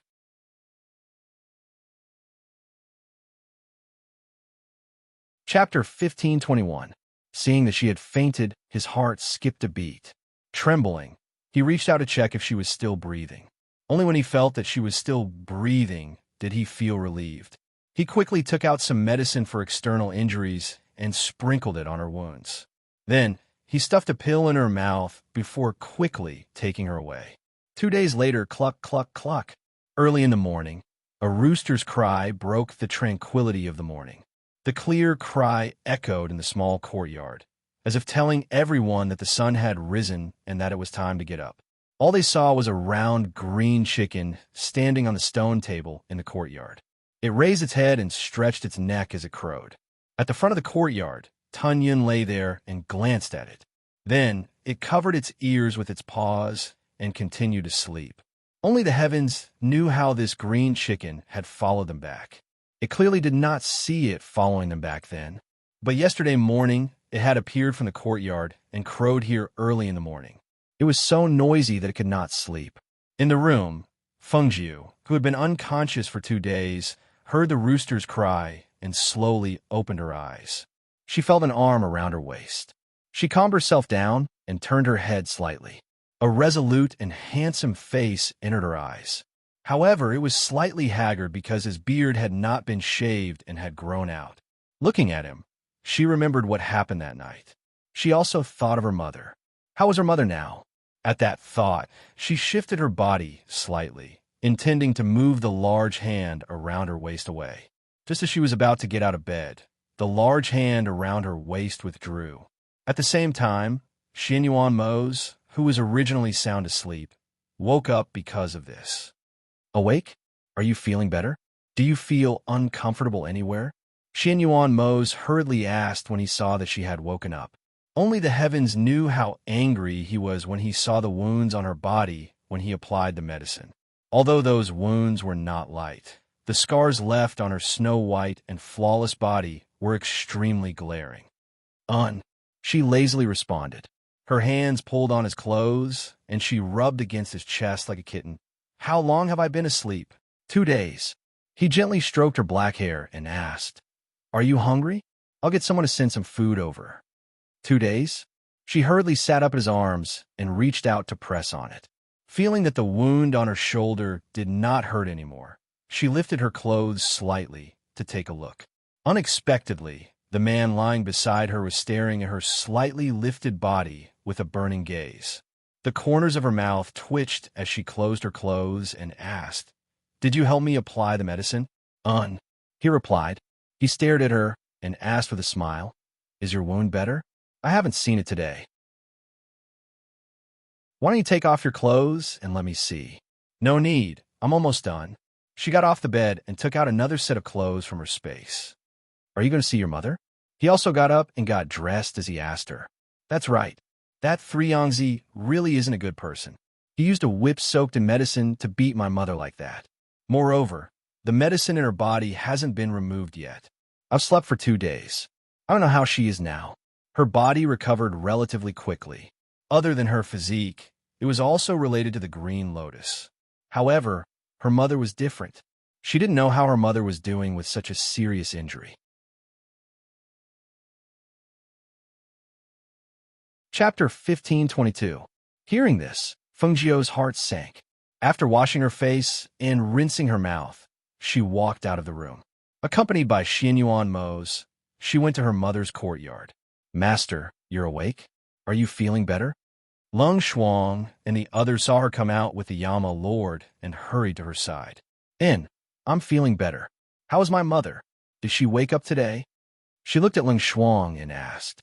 "No, Madam has been unconscious since she came back. However, the whip wounds on her body have almost recovered after applying medicine. It's just that her body..." Lung Shuang's voice paused, and he didn't continue.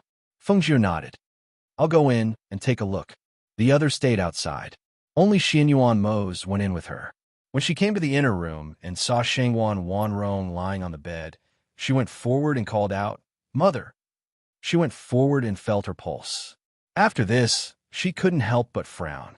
Sure enough, the medicine that was originally sealed had already spread to all parts of her body. That 3 Yangtze originally wanted to use her as a human furnace to refine pills. Now it was like this. Xianyuan Mose stood to the side and watched. Seeing her frown, he knew that this matter wouldn't be so easy to solve. Thus, he said, "I know that your mother has been poisoned with a lot of medicine. Don't worry. As long as there's no danger, it's fine. One by one, the medicine will be cured." "And I know." She sighed and stood up. Looking at her unconscious mother, she said, "I didn't think that she would be injured like this. I thought I could save her in one piece, but she was too confident. She was too eager. She shouldn't have gambled with her mother's safety." "No, you've already done very well. There are no absolutes in this world. How can you know what will happen? What will come will come. You can't avoid it. Perhaps this is just your mother's tribulation." He comforted her slowly.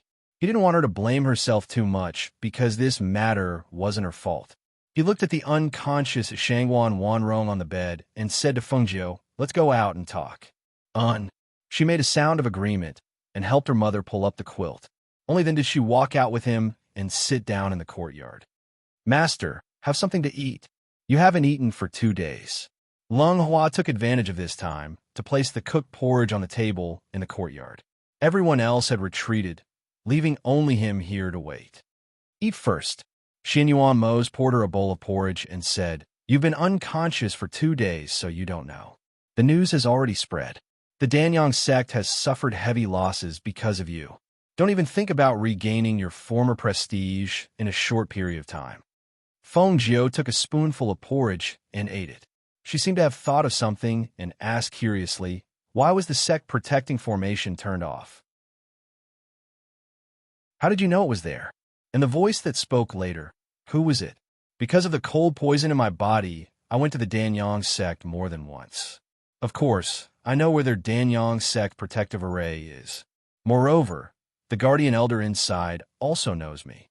If that guardian elder hadn't helped me before, I would have destroyed the people of the Danyang sect for daring to hurt you like this."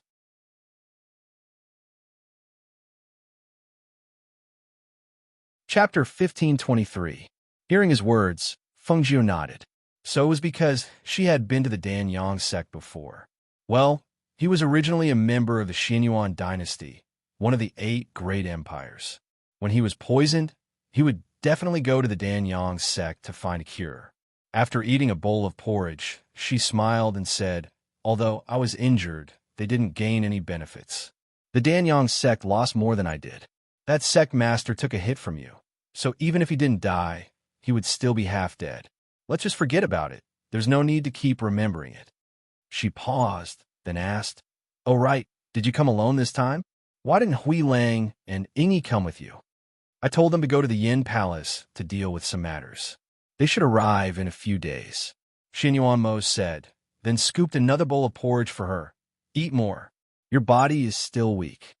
Fengjiu took it and continued to eat. Not long after, she stopped and looked at him, saying, I want to refine a detoxification pill for my mother. But in addition to the guiding herb I brought out from 3 Yangtze's Immortal's Cave, I need 2 more ingredients. I want you to help me find them. What 2 herbs? Tell me. The icy heart white jade lotus and the exquisite rainbow flower. She said the names of the 2 herbs, then said, and they have to be at least 300 years old, otherwise they can't be used as medicine. Xinyuan Mose thought for a while, then said, the 2 herbs you mentioned are extremely rare antidotes. Even my Xinyuan dynasty doesn't have these 2 herbs. There's an exquisite rainbow flower in the Yin Palace, but it's not even 300 years old. I have to ask my subordinates to ask around and see if anyone else has these 2 herbs. As soon as he finished speaking, he thought for a while, then asked, without these 2 herbs, the poison in your mother's body can't be cured? Then before we find these 2 spiritual herbs, nothing will happen to her? I can suppress the poison in her body so that it won't take her life. 3 Yangtze originally wanted to refine her as a human furnace. Those aren't poisons, but extremely precious spiritual medicines. However, if her body can't take it, the few medicines will reject each other and gradually form poison. Moreover, it will be a highly toxic poison. I can suppress it, and I can also use bloodletting to expel the poison from her body. However, the medicine has penetrated deep into her bones, skin, and flesh. Those 2 spiritual herbs are extremely precious. Even if you want to use them as medicine, you don't need a whole stalk. Just a single petal will do. If you can't find a whole stalk, then just try to get a few petals. Hearing this, he nodded and said slowly, don't worry. Leave this matter to me. I'll get someone to quickly find out the information.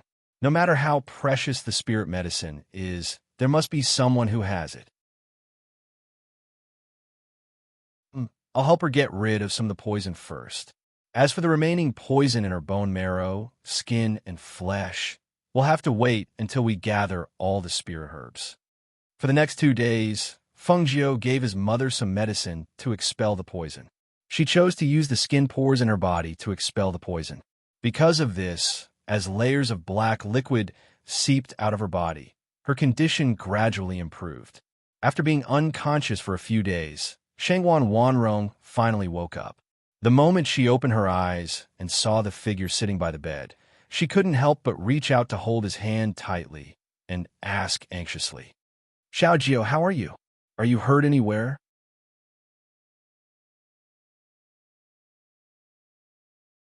Chapter 1524.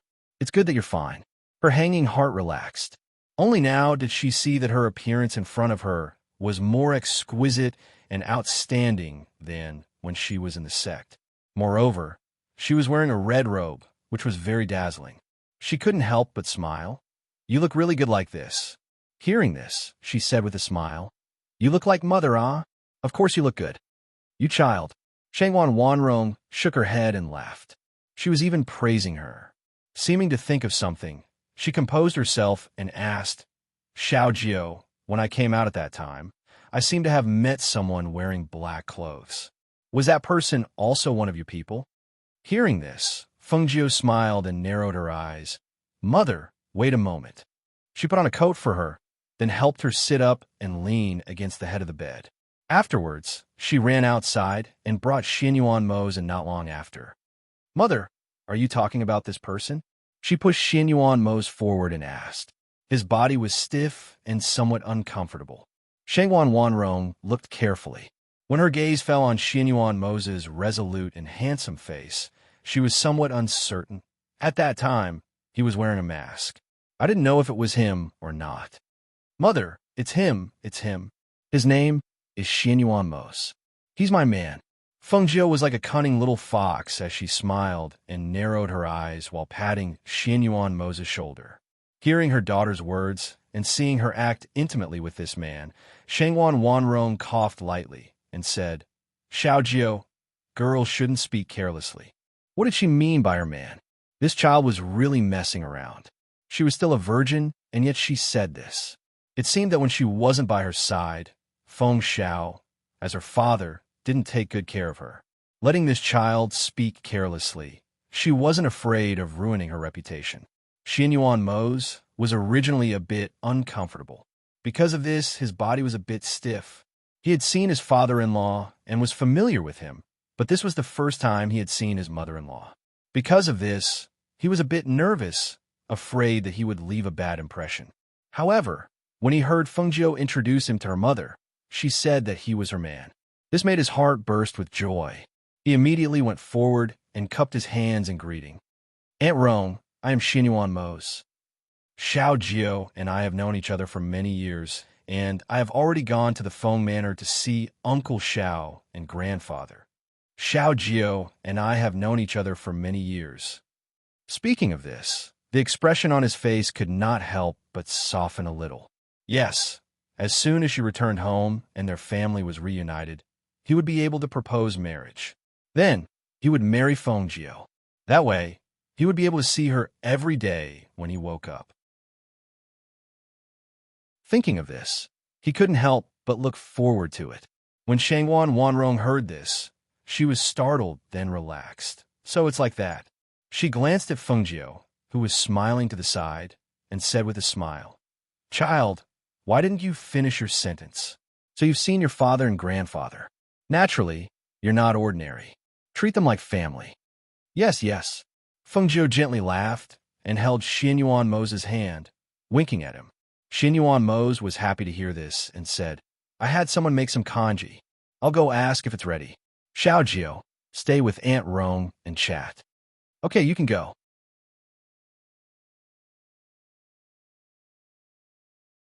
Chapter 1525. My daughter's taste is naturally good. Shangwan Wanrong revealed a gentle smile and patted her daughter's face lovingly. Of course.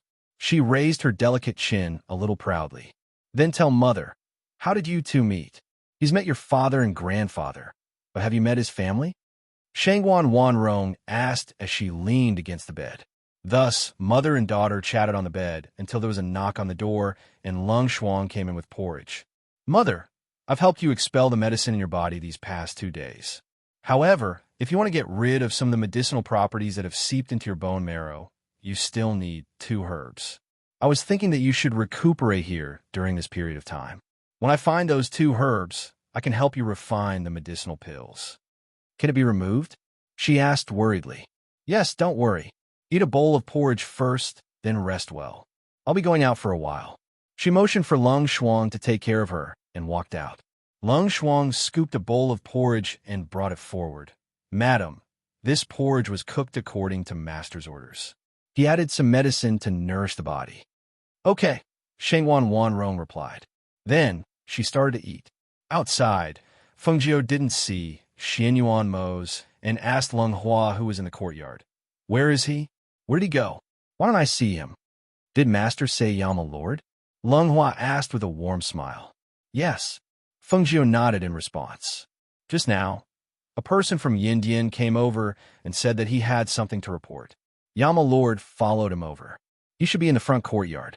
When he heard this, Fengjiu paused for a moment, then walked outside. When he arrived at the front yard, he happened to see Xianyuan Mose turn around and walk back. He walked up and asked, what's wrong? Recently, a mysterious force has been targeting Yindian. It seems like they want to force me to show up. I'm afraid Hui Lang and the others won't be able to handle it. I'm going to go over and see what's going on. Xianyuan Mose said as he walked in the courtyard with her in his arms. Don't worry.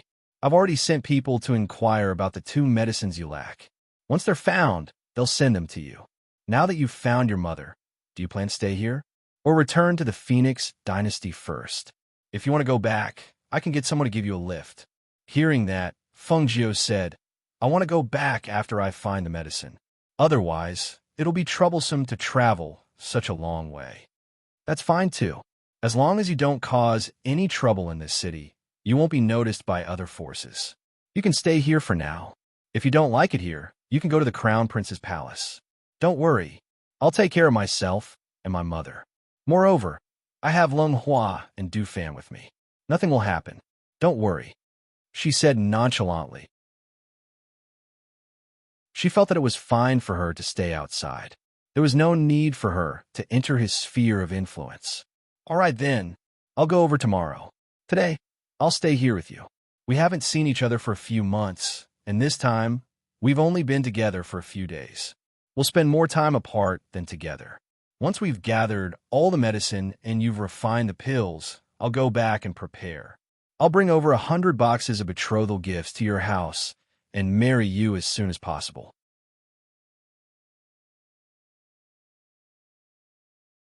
Chapter 15:26.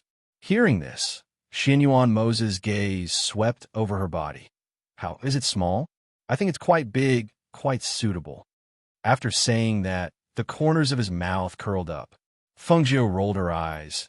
You always have an icy, cold face, as if you don't want anyone to get close to you. Why is it different in front of me compared to in front of outsiders? People who don't know you would think that you're someone in disguise. Of course it's different in front of outsiders compared to in front of you. Just like how I will sleep on the same bed as you, but I won't sleep on the same bed as others. Hearing this, she couldn't help but laugh.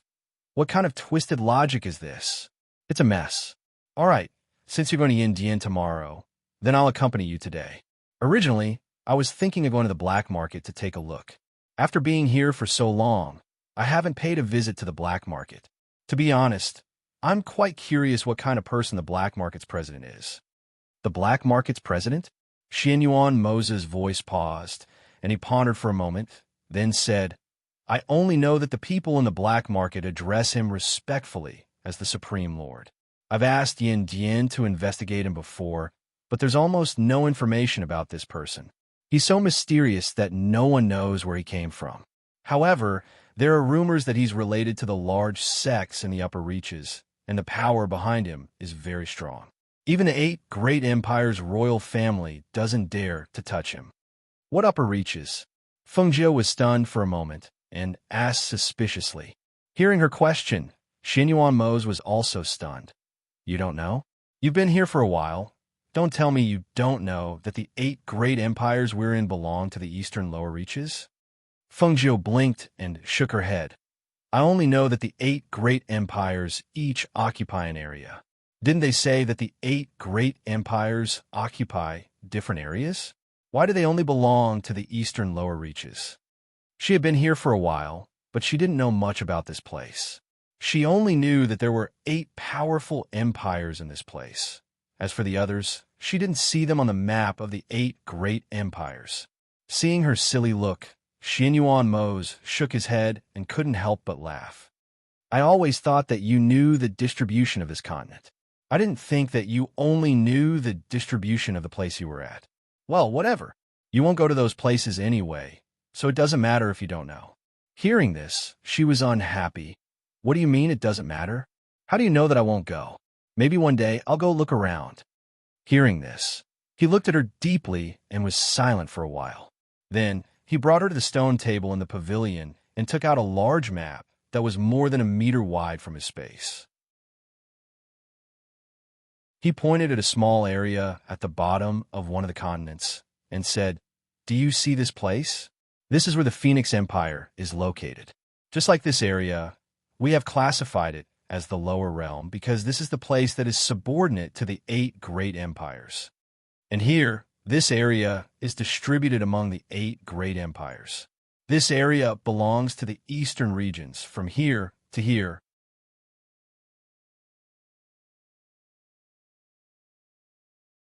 Chapter 15:27. But why aren't these places written here?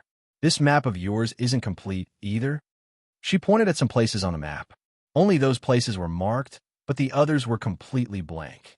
There wasn't even the slightest bit of information. That's because none of us from the Lower Eastern Empire have ever walked out of this region. As Xianyuan Mose spoke, he pointed at the entire endless forest, as well as some places separated by the sea. He said, Do you see here?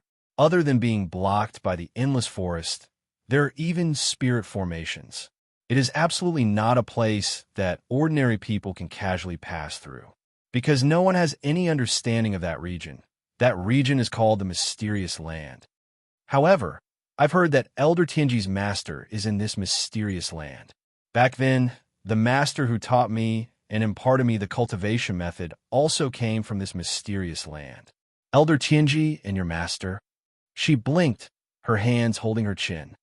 How come I've never heard you mention your master before? because he taught me in secret. He didn't want to speak of his name. Even Hui Lang and the others who have always been by my side since childhood didn't know of his existence. Oh, so it's like that. She nodded and didn't ask any more questions. Instead, she thought of another matter. In the past, Imogen once said a few words. I've never paid much attention to them, but now that I think about it, I feel like there's a great mystery behind those words. When the star of the phoenix appears, a foreign soul enters the world. She came from beyond the heavens, broke the 8 extremes of the heavenly way, and became the ruler of the world. Xin Yuan Mose looked at her and said this. Amen, it's those words. This break the 8 extremes of the heavenly way. I've never understood what it meant. What break the 8 extremes of the heavenly way? What are the 8 extremes of the heavenly way? And also, become the ruler of the world? Actually, I'm very lazy. I don't have the heart to fight for some ruler of the world, so I've always felt that these words were nonsense. She held her chin, frowning as she spoke. Hearing this, Xin Yuan Mose's eyes moved slightly. He looked deeply at her and asked, Came from beyond the heavens, a foreign soul enters the world. What do these words mean? Do you know? These words had spread far and wide. The people of the 8 empires were also looking for this woman known as the Phoenix Star. However, the others still didn't know that this Phoenix Star was Fengjiu. However, these 2 sentences had always puzzled him. Why did he come from beyond the heavens? Deviant souls entering the world? Could it be that one day in the future, she would be possessed by a soul from beyond the heavens? If these 2 sentences were not interpreted this way, then what would they mean? It had to be said that this was a worry that was hidden deep in his heart. The words that came from the mouth of the elder of heavenly secrets were definitely not without reason. Since he had said so, he must have his reasons. Seeing his deep eyes staring at her, as if he wanted to see through her soul from her eyes, Fengjiu's eyes moved slightly, revealing a trace of a smile as he said, The meaning of these 2 sentences is very easy to understand. Naturally, they're saying that I'm a foreign soul from beyond the heavens. Xin Yuan Mose looked deeply at her. After hearing her words, his tense heart relaxed. He reached out and grasped her hand, his low and magnetic voice saying, Yes, no matter where you come from, it's fine as long as you are you.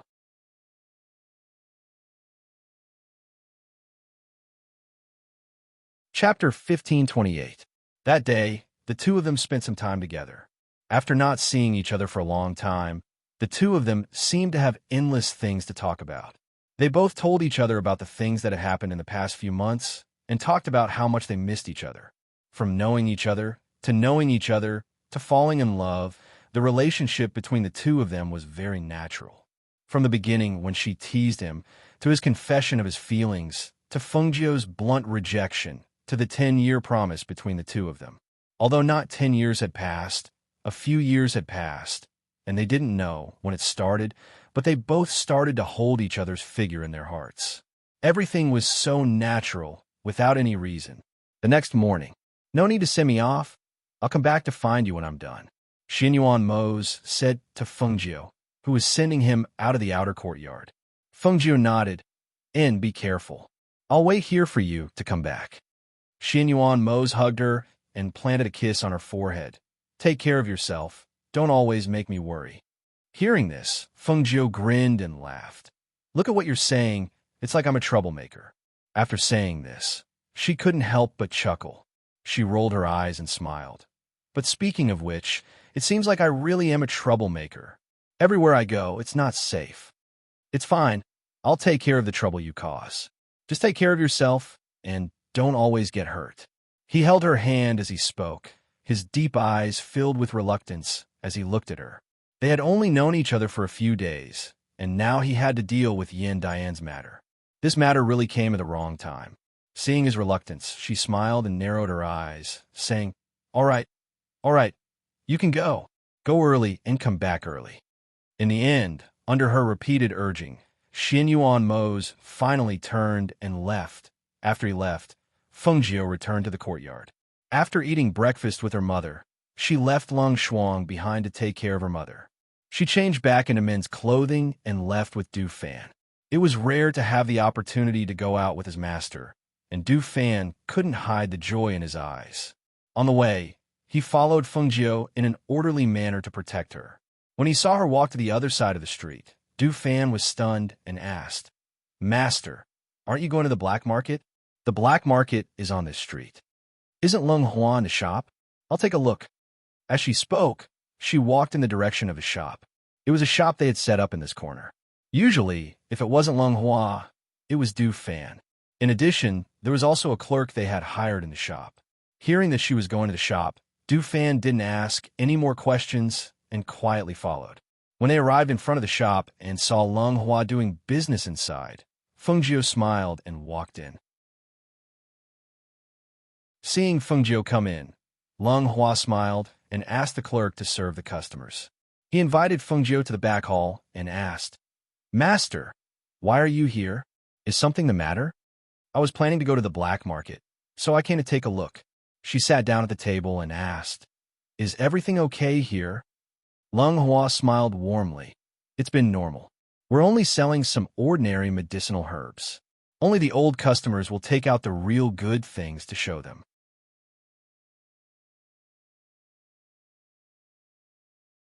Chapter 1529.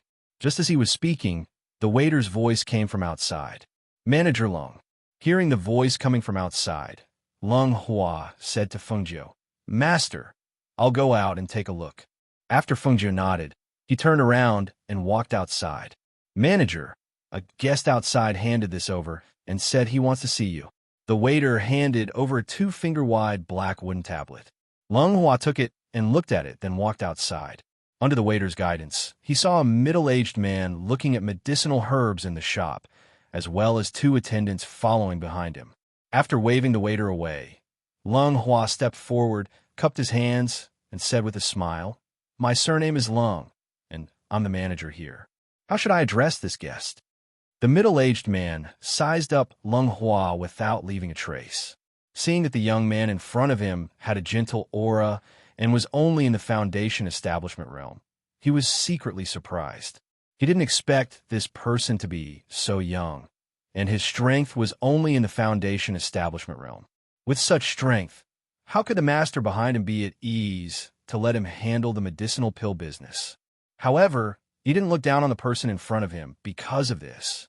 Instead, after glancing at the black wooden tablet in his hand that he handed over earlier, he smiled. "My surname is Enai." Leng Hua nodded and made an inviting gesture. "Master Enai, this way, please." He invited him to a place at the back of the shop, where there was a table and 2 chairs that were usually for guests to sit down. After sitting down, the middle-aged man saw that there were no other guests in the shop, so he directly said, "Manager Leng, I want a bottle of rank 4 spirit gathering liquid." Leng Hua's expression didn't change, and he only asked gently, "Do you know the price, Master Enai?" "I do. 1,000,000 gold coins per bottle." As the middle-aged man spoke, he motioned to a person beside him. That person stepped forward and took out a chinquin bag and placed it on the table. "There are 1,000,000 gold coins in here. May I know when I can get the rank 4 spirit gathering liquid?" He stared at Leng Hua. Tier 4 spirit gathering liquid was extremely rare even in auction houses outside. But here, it could actually really be bought. This news had already spread below, but unfortunately, if one wanted to buy spirit liquids or pills, they still needed the black wooden token that was issued here. Otherwise, no matter how high the price was, they would not be able to buy what they wanted here.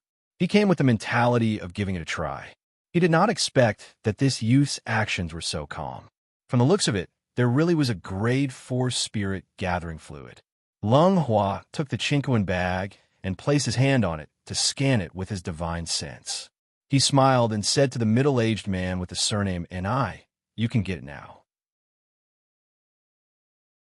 Then he took out a bottle of spirit-gathering liquid from the chinquin bag at his waist and put it on the table.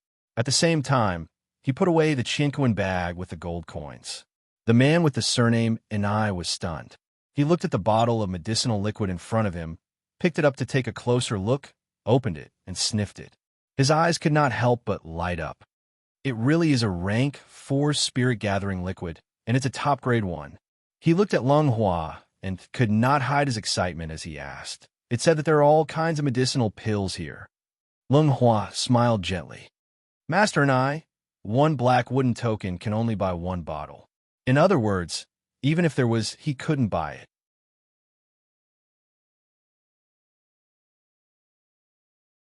Chapter 1530. This bottle of medicine was worth $1 million, but the price of this blackwood token wasn't low either. Otherwise, many people wouldn't have raised the price of this blackwood token in private. He had spent a lot of effort to obtain this blackwood token. The blackwood token looked simple, but it couldn't be imitated by others. Every blackwood token had the 2 words Ghost Doctor on it, as well as a unique symbol. Only by obtaining the Ghost Doctor's blackwood token could one buy medicine. Now, he had obtained a bottle of medicine, rank 4 spirit gathering liquid, and it was of such purity that it definitely couldn't be seen outside. Thus, he hoped to buy another bottle of medicinal pills, but, I'm very sorry, Master and I. Lung Hua stood up apologetically. The blackwood token has a time and date for the auction, and it will only be auctioned in the black market. Forgive me for not being able to help. His voice paused slightly, and he bowed. I'm sorry, I still have matters to attend to, so I'll take my leave first. Hearing this, Master and I stood up. All right, since it's like this, I won't force you. However, I have something I want to ask. I wonder if Steward Lung can reveal a thing or two. Lung Hua smiled gently. If you want to ask about my master's matters, Master and I doesn't have to speak. I'm just following orders. Without my master's permission, I can't reveal anything. Please. He gestured for him to leave, preparing to send him off. Master and I was startled for a moment, then he smiled and nodded. All right, I believe that I'll definitely have a chance to meet your master in the future. As he spoke, he left with his people. After they left, Lung Hua turned around and went to the back. He arrived in front of Fengjiu and told her about the matter. Master, we've collected a lot of the blackwood tokens we sent out. Those people all wanted to inquire about Master when buying medicine, but they were well-behaved and didn't cause any trouble. That's right. It's the rule we set. Those who cause trouble will be blacklisted. Even if they have a blackwood token, they can't buy our medicinal pills. Naturally, they won't dare to act recklessly. She stood up, patted her clothes, and said, All right, let's go to the black market. Later, let me know if you're lacking any medicine. Yes, Lung Hua replied and walked her out. After watching her and Du Fan leave, he returned to the shop. In the beginning, they only sold some medicinal herbs. Later on, they quietly changed. Although it looked like an ordinary medicine shop, there was a story behind it. It could be said that these days, they had gained a firm foothold here. All the forces had to give them some face. Master's reputation as the Ghost Doctor wasn't well known in the 8 great empires. After all, no matter how great her reputation was, it couldn't have crossed so many places to reach this place. Especially since Master's medicinal pills and elixirs weren't sold in this place. Naturally, the various powers here didn't know of the Ghost Doctor's name, nor did they know of her background. However, after this period of business, Master's reputation as the Ghost Doctor had gradually become known by some powers. With the influence of the black market here, they didn't have to worry about any major problems. After all, the various powers of the black market had to give them face and didn't dare to rashly make an enemy out of them. On the other side, Fengjiu led Du Fan out of the medicine shop. After walking down a street, Du Fan, who was beside them, lowered his voice and said, Master, someone's following us.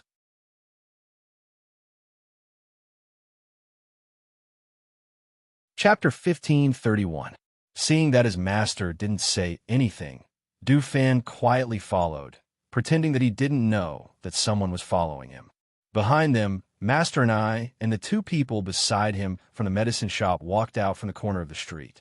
Master and I, who was in the lead, looked at the dazzling red figure in front of him and thought to himself. He had ordered people to find out about the Ghost Doctor, but the news hadn't come back yet. As for that red-clothed youth, he, who had left the medicine shop, couldn't help but secretly follow him. That evildoer red-clothed youth had come from the medicine shop, and the person beside him was another steward of the medicine shop, surnamed due to be able to make Steward Do follow him. and make Steward Lung treat him courteously. Who could this red-clothed youth be? Could it be that he was related to the ghost doctor? At that moment, he only guessed that perhaps this red-clothed youth was the ghost doctor's disciple, and didn't think that this red-clothed youth was the ghost doctor. After all, this red-clothed youth was too young, and for the ghost doctor to be able to refine that kind of medicine. Even if he wasn't an old man, he shouldn't be just a youth. They followed along, watching the youth walk leisurely, occasionally looking at the miscellaneous items on the street stalls, no different from a noble young master who had snuck out to play, until they saw the red-clothed youth bring Du Fan into the black market's entrance. They stopped in their tracks, and a trace of astonishment flashed across their eyes. They had actually entered the black market. "Master, should we still follow?" The man beside him asked. Master and I was deep in thought, and after a while he said, "Forget it, it shouldn't be the ghost doctor herself. No need to follow, in case they find out and annoy us. Let's go." With that, he left with the two people. He felt that he would have the chance to see the ghost doctor herself sooner or later, and this little bit of time wouldn't make much of a difference. At the same time, in the black market, Feng Jiu was invited inside to receive her after flashing her black token, while Du Fan stood respectfully behind her. Not long after, a middle-aged man walked in with a smile on his face. "I didn't know it was the ghost doctor. Forgive me for not coming out to meet you. Forgive me for not coming out to meet you." He cupped his hands in greeting while sizing up Feng Jiu. Although they had been working with the ghost doctor for a long time and the people of the black market knew of her name, this was the first time they had seen her. The ghost doctor was dressed in a dazzling red robe, dressed as a man. Her face was handsome and outstanding, and her entire body was emitting a devilish and wanton aura. Her expression was languid and her actions were calm. If he didn't know that she was a girl, he really wouldn't be able to tell. Because on her body, there wasn't the slightest bit of shyness that a woman should have. What she had was a magnanimous calmness that didn't lose to a man's. Truly, seeing once is better than hearing 100 times. The ghost doctor's elegant demeanor really makes one's eyes light up. He walked forward with a smile and introduced himself. "My surname is Xiao, and my courtesy name is Guangwen. I'm the manager of the black market." As he spoke, he came to the main seat and sat down, asking, "I wonder what the ghost doctor is here for." "So it's Manager Xiao. Nice to meet you." Feng Jiu cupped her hands in greeting, then said, "I've been here for a while, but I've been busy with some personal matters and haven't had the time to pay a visit to the owner of the black market. Therefore, I've specially come today."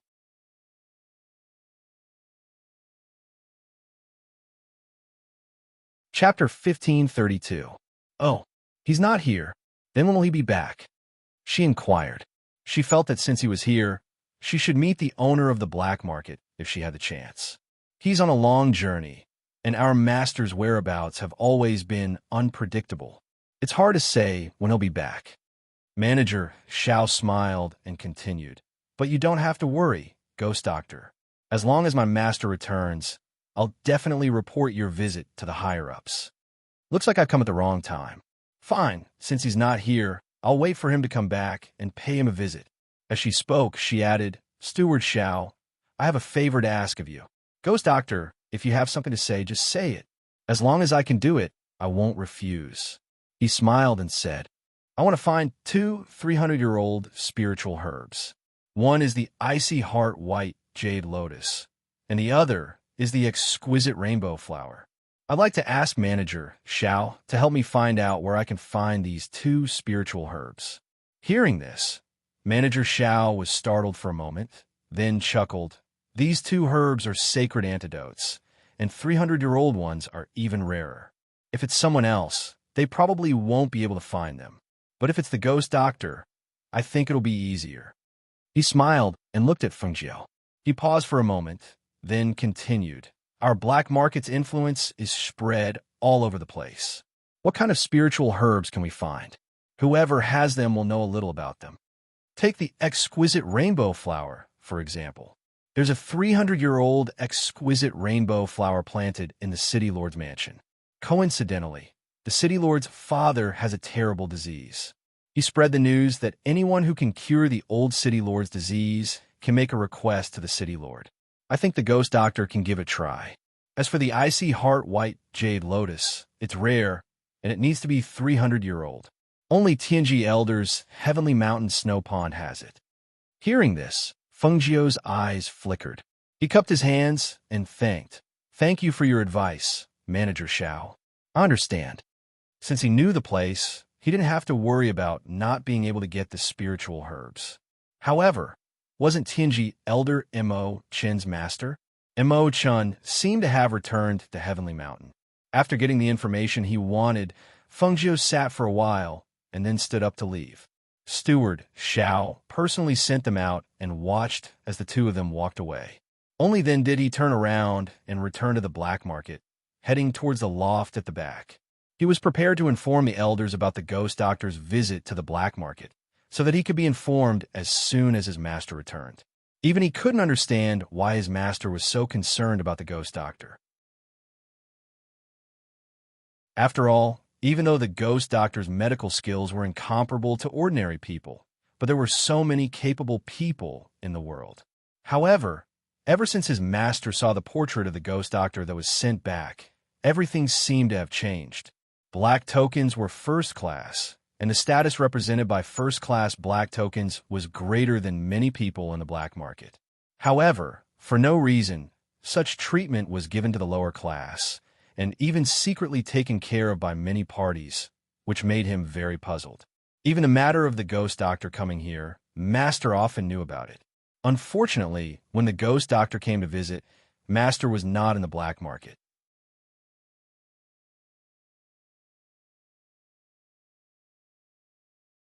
Chapter 1533. On the other side, Du Fan, who had just exited the black market, followed behind Fengjiu. He looked around and said in a low voice, Master, the people who were following us should have left.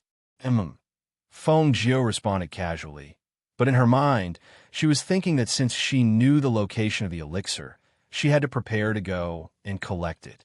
However, as for Zhe, how long would he be gone? If he didn't come back in a short time, she wanted to leave on her own. Du Fan, how far is it from here to Tuan City? She tilted her head slightly and asked. Hearing this, Du Fan pondered for a while and calculated in his heart. He then said, it would take half a month to go there and back. Even if we flew all the way on a sword, it would take 8 or 9 days. He paused for a while, then said, Tuan City is relatively close from here. If we went to Tianshan Mountain, it would take 1 or 2 months. Tianshan Mountain is Tianji Elder's territory. It is said that it is covered in ice and snow all year round, and there are poisonous snakes and ferocious beasts there. Even fairies don't dare to trespass on Tianshan Mountain. There is another saying that Tianji Elder is proficient in the art of divination and can see into the mysteries of heaven. He has set up layers of barriers in the sky to prevent people from entering and disturbing his cultivation. It won't be easy to go up to the sky. Fengjiu listened quietly and walked at a moderate pace. On the way back, she passed by a pastry shop and went in to buy some pastries. When she returned to the courtyard, she brought the pastries into the inner courtyard. Mother, I'm back. Look, I brought you some freshly baked pastries. Shangwan Wanrong sat up on the bed and looked at Fengjiu, who was dressed in men's clothes, approaching. She pulled her hand and asked her to sit on the bed. You're back so soon? Have you finished the things you went to do? I went to the black market. I wanted to visit the owner of the black market, but he wasn't there. So I sat for a while and asked about the whereabouts of the 2 spiritual medicines. I came back and bought some pastries on the way. She opened the box and took out the pastry that was still warm. Try it. Seeing this, Shangwan Wanrong smiled and reached out to take a bite. The crispy texture was mixed with a sweet fragrance. Even she, who was recuperating, felt that it was delicious. Delicious. It's crispy and fragrant. I went in to buy it because I smelled the fragrance on the street. She smiled and narrowed her eyes. Picking up a piece to eat, she said, Mother, I've asked the people from the black market to help send the letter back, so as to avoid Father waiting anxiously. You had someone send a letter back? Shangwan Wanrong was startled. She was somewhat hesitant. Won't this make your father worry? She smiled and waved her hand. No, no. I told him that you're fine and that we'll return once we're done with the matters here. You don't know this, but now that Father is the ruler of our Phoenix dynasty, everything is going smoothly. The surrounding countries and various forces are all on good terms with us. That's good. Her heart relaxed. Only then did she nod with a smile. Fengjiu ate the pastries and glanced at her. But mother, I'm sure that when you return to the Phoenix dynasty to reunite with Father, the people from the Shangguan family will definitely come looking for you. In the past, when they found out that I was the ghost doctor, they wanted to establish a relationship with me, but I just ignored them.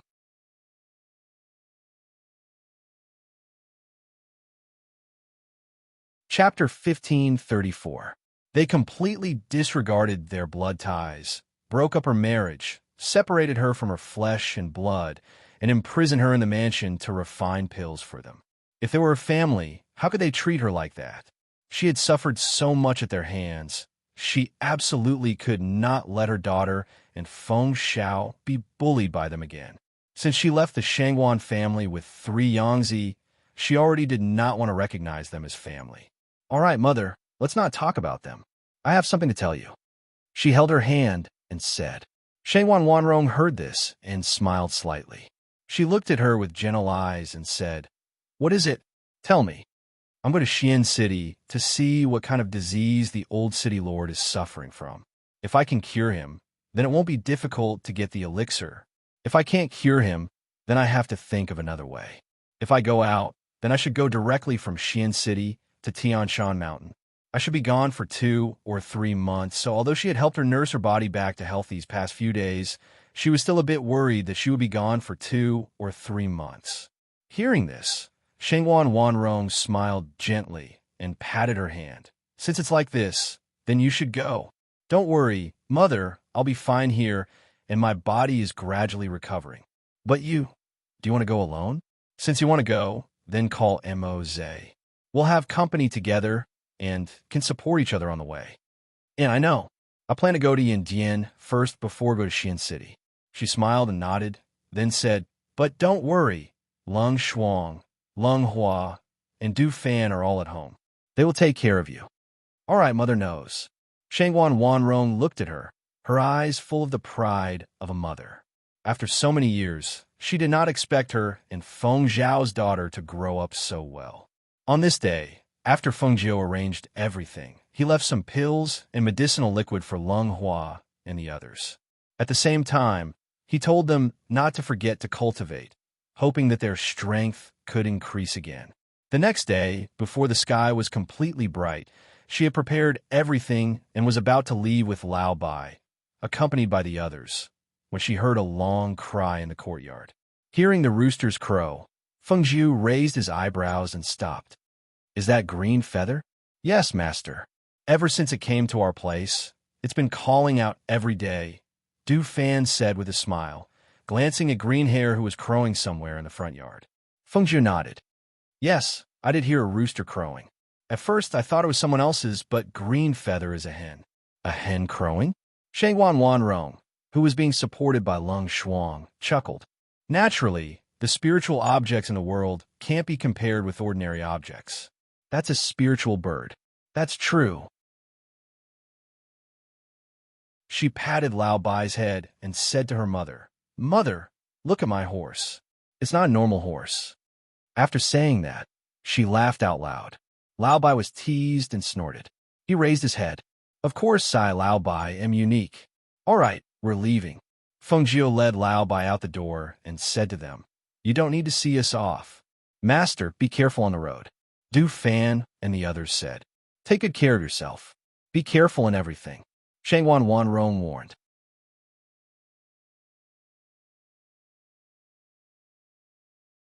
Chapter 1535. On the other side, in Danyang sect. On this day, Duan Mubai woke up from his coma and slowly opened his eyes.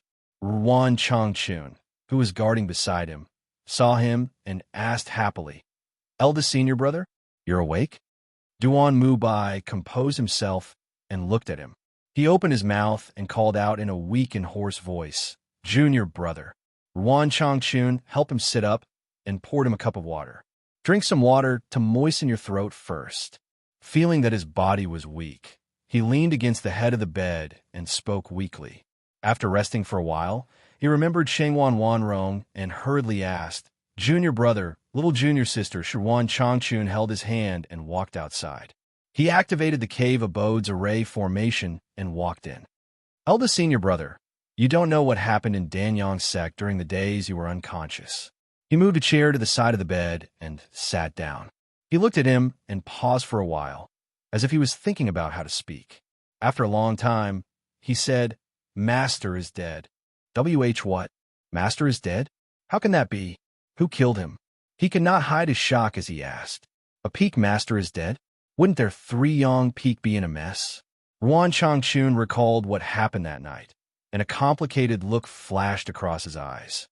Fengjiu killed him. He's the servant in our peak, Fengjiu. She's a girl, little junior sister's daughter. She probably sneaked into our peak for little junior sister. Fengjiu? He's a girl? And little junior sister's daughter? Hearing this, Duan Mubai still felt that it was unbelievable. Fengjiu is only a foundation establishment cultivator. How can he kill master? Could there be a mistake? I saw it with my own eyes. Fengjiu is already a nascent soul cultivator. He sighed and said, "Junior Martial's sister was captured by master. When Fengjiu rescued her from master's immortal's cave, she was already on the verge of death. Her body was full of whip marks. Master used a whip soaked in medicinal liquid to whip Junior Martial's sister. There were some things that he could not say. Only he knew about that scene. It was like a huge secret hidden in his heart, and he had to bear it alone. It was also this secret that overturned his original respect and worship for his master. How could a person like master do such a thing?" Duan Mubai was speechless for a long time after hearing this. He just sat there quietly. After a long while, he finally said, "Because master's lifespan is almost up, because he wants to live, he wants to use little junior sister as a human furnace to refine pills that can extend his life. I have always wanted to stop him. Unfortunately, he couldn't stop it. Moreover, eldest senior brother, Fengjiu even killed the sect leader's sacred beast. Many strong cultivators in the sect have died. That night, there was a huge fire that burned all the peaks. Even the sect leader has not recovered from his injuries. Now, the entire sect is in a mess." Hearing this, Duan Mubai was shocked. Killed the sect leader's sacred beast? Even the sect leader is heavily injured? How did this matter become so serious? The Danyang sect was the #1 alchemy sect in the 8 great empires. It was not a small matter for such a thing to happen. Not to mention that the sect would be in a mess. They might even be targeted by other sects at any time, which would make things worse. Moreover, with such a big thing happening, would the sect really let it go? They would not let Fengjiu off so easily.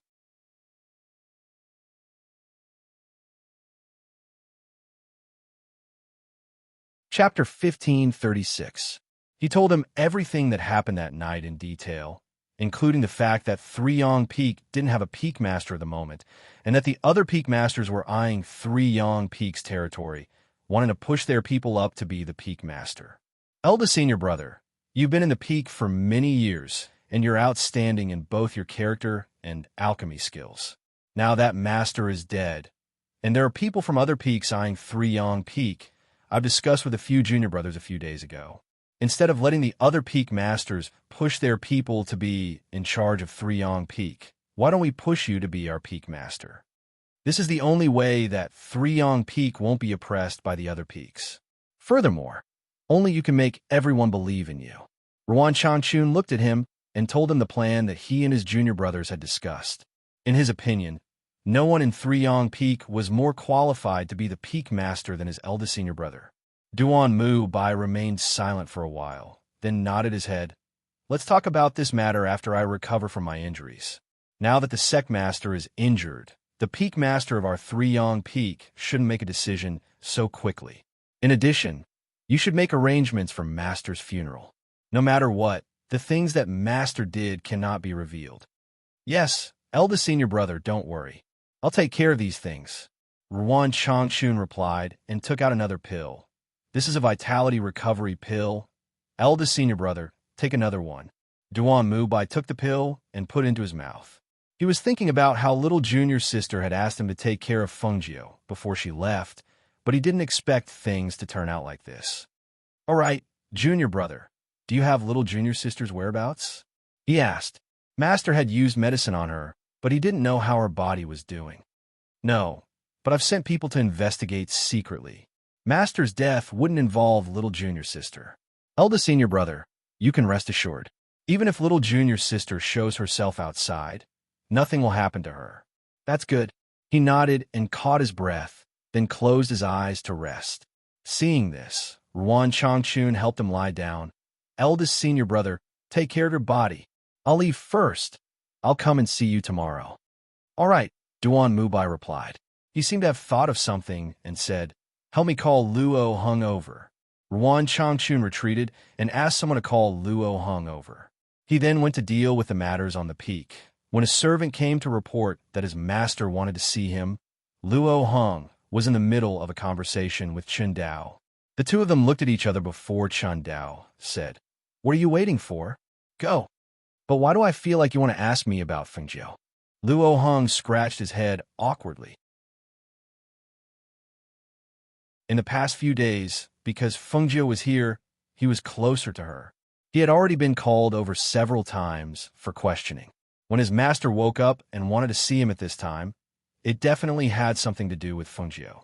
Just answer whatever he asks. What's there to be embarrassed about? Besides, we don't know anything that Fengjiu doesn't want us to know. There's nothing to hide. Chen Dao pushed him out and said, if there's anything you can't make up your mind about, you can come find me.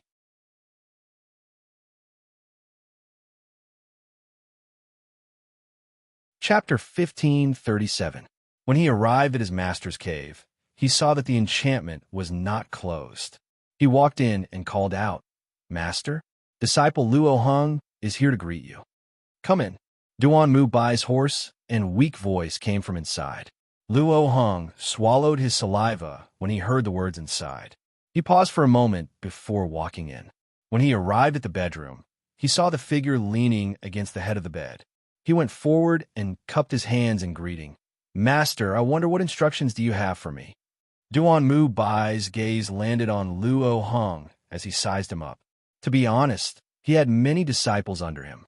Luo Heng's cultivation and talent in alchemy could only be considered below average. Hence, he had never paid attention to him before. Recently, he remembered that there was such a person among his disciples because of Fengjiu. Because he was close to Fengjiu, other than him, it seemed that Chen Dao was also close to Fengjiu. You should be very close to Fengjiu, right? Luo Heng's heart trembled when he heard this. He hurriedly waved his hand. No. Actually, I'm not close to him at all. That was the person who killed the Peak Master, exterminated the sect master's sacred beast, and set the sect on fire. How could he dare to say that he was close to that ancestor? You don't have to be afraid. I'm not going to pursue the matter. Duan Mubai raised his hand and gestured for him not to panic. I know that you're close to him. He entered 3 Yang Peak because you introduced him. Luo Heng's face turned pale and his eyelids twitched. He thought to himself, it's over. You said you're not going to pursue the matter. Now you're digging up old scores. Even Master knows that Fengjiu entered 3 Yang Peak because of him. This is heaven's will to kill me. Duan Mubai was startled when he saw Luo Heng's pale face and trembling body. He glanced at Luo Hung and continued, Master wants you to leave the sect and find her whereabouts. Can you do it? Emma Master, she's a nascent soul. He was no match for her. Even if he found her, he wouldn't be able to bring her back. Moreover, Fengjiu had a personal relationship with him. It would be inappropriate for him to capture her. I only asked you to search for her whereabouts. I didn't ask you to capture her. As he spoke, he coughed lightly and continued.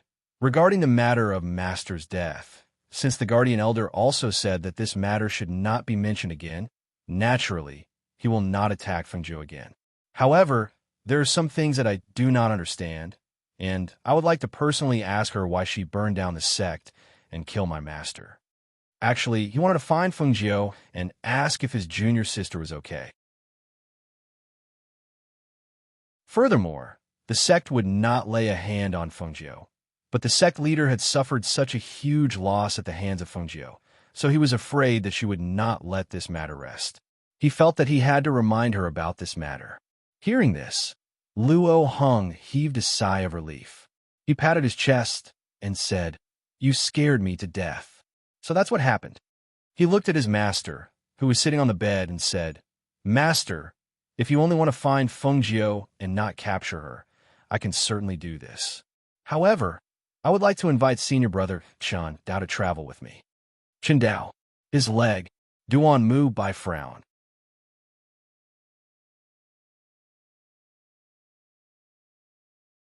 Chapter 1538. Hearing this, Duan Mubai's eyes flickered. Fengjiu actually cured Chen Dao's leg? He knew that all the doctors and alchemists in the sect had taken a look at Chen Dao's leg. They all said that he would never be able to stand up again. Who would have thought? Since that's the case, ask Chen Dao to come over. I'll talk to him. Yes, I'll call him right away. As he spoke, he bowed and quickly left. He had not been home for a long time. Perhaps he could take this opportunity to go home and see his family. Soon, Chen Dao was brought to Duan Mubai's cave abode by Luo Heng. After bowing, he asked directly, "Uncle Master Duan wants me and junior brother Luo to go down the mountain to look for Fengjiu." "That's right." He nodded and looked at the two of them. "I know that the two of you are on good terms with Fengjiu, so I'll need you to do this." Hearing this, Chen Dao's eyes flashed. He looked at Duan Mubai and asked, "Fengjiu killed the 3-Yang Peak Master. Doesn't Uncle Master Duan hate her? Don't you want to kill her? Do you want to avenge the 3-Yang Peak Master?" Duan Mubai looked at him deeply and said, "The sect guardian elder has already instructed us not to pursue this matter further. Naturally, I will not go against the sect guardian elder's orders. Furthermore, she would not kill my master for no reason. The reason behind this matter is not something we can investigate further. However, with all these things happening, if she were to encounter danger outside and get killed, it's very likely that the Yama Palace's Yama Lord would think that it's our sect's doing. Therefore, I'm doing this for the sake of our sect and our 3-Yang Peak." Hearing this, the two of them looked at each other. This reason sounded a little forced. After all, if this was said by someone else, it would not be a big deal. However, 3-Yang Zi was his master. How could he be so calm when his master was killed? How could he handle and face this matter so calmly? This matter was a little strange, but they could not pinpoint what was strange about it. The two of them stayed in the cave abode for about 5 minutes. After listening to Duan Mubai's instructions, they took their waste tokens and left the cave abode. Outside the cave, Luo Heng could not hide his excitement. "Senior brother Chen, when are we leaving?" Chen Dao thought for a moment and said, "Tomorrow. Deal with the matters at hand first." "All right, then I'll see you at the mountain gate tomorrow. I'll go back and prepare first," Luo Heng said and left. He was preparing to go back. He planned to compete for some better medicinal pills to bring back as gifts for his parents. As for the ordinary ones that could be used, he would refine them himself. Although their character was not very good, they were still medicinal pills. At the same time, in the main peak where the sect lord resided, the sect lord was resting on his bed. His eyes were filled with hostility and murderous intent. His originally dignified face was now filled with unwillingness and resentment. "Have you done what I told you to do?" At the same time his gloomy voice was heard. He lifted his gaze and looked towards the black figure standing in the dark. This subordinate has already done as Master instructed. "Master, please rest assured. I believe that it won't be long before good news comes back." "Very good."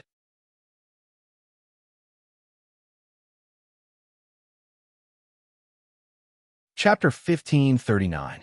On a mountain path, Fengjiu, who was dressed in red, retracted one leg and placed it on Lao Bai's back, while his other leg hung down beside Lao Bai. He was gnawing on a fruit in his hand, and his figure seemed to sway as Lao Bai walked. "Lao Bai, you should walk faster. How am I going to bring you out with me at this speed?" Feng said helplessly as he gnawed on the fruit. She had originally thought going to Yinqing City was not something that could be done in a short period of time. She wanted to bring Lao Bai along and let him go out for a walk. Who knew that Lao Bai would stay at home for too long, and his hooves would not be able to run outside. At this rate, how long would it take to reach Yinqing City? When she decided to go to Yinqing City, she had sent a message to Yin Dian. If Xianyuan Mose could reach Yinqing City by then, it would be one thing, but if he could not, she would go to Yin Dian to look for him. After all, the journey to Tianshan was long, and the round trip would take 2 to 3 months. If he could accompany her along the way, at least he could look after her. Master, sit tight. I'm leaving now. Lao Bai's voice fell, and he suddenly broke into a run. Feng did not sit properly and leaned toward the back. Fortunately, he held on to the rope and steadied himself. He galloped along the mountain path, and the sound of his footsteps reverberated throughout the mountain path. As Lao Bai ran, yellow sand was kicked up along the mountain path. It was not until evening that Lao Bai slowed down. Master, I'm thirsty. Let's find a place to rest. Feng saw that they had covered a long distance in one day, so he nodded. All right, let's find a place to rest. As he spoke, he jumped down and walked into the forest beside the path. He stretched his back and moved his muscles. Then he said to Lao Bai, "Go and find some water to drink." Lao Bai swayed and shook his body. Then he went to find a water source. When it heard the tinkling sound of water and found a stream, it opened its mouth and went forward to drink. However, at this moment, it faintly heard some sound coming from the water downstream. With curiosity, it followed the road and went downstream through the weeds. When it saw the scene in the water, its eyes lit up and saliva flowed out involuntarily. Its whole body also lay down in the weeds to hide. What a beauty! He praised in his heart, and his eyes were fixed on the figure in the water. At this time, the sky was not completely dark, and he could see the woman's snow-white shoulders in the water, as well as her faintly discernible beauty. However, when he looked, after a few glances, he remembered that his master. He wanted to leave first and go back to tell his master. However, when he was about to leave, he realized that there was a man hiding in the weeds not far away in the weeds. Just as he was about to leave, he retreated and leave. He retreating back. Seeing this scene, its horse face pulled a long face. It immediately circled around and quietly arrived behind the man who was staring at the spring in the water. With a raise of its hooves, it directly kicked the man away. "Pervert! How dare you peek at a woman bathing?" Lao Bai scolded and raised his horse's face. He felt that he had done a good deed. The man was kicked out unexpectedly, and he lost his balance and flew out. He fell into the stream in front of him, and with a loud splash, he created a large splash.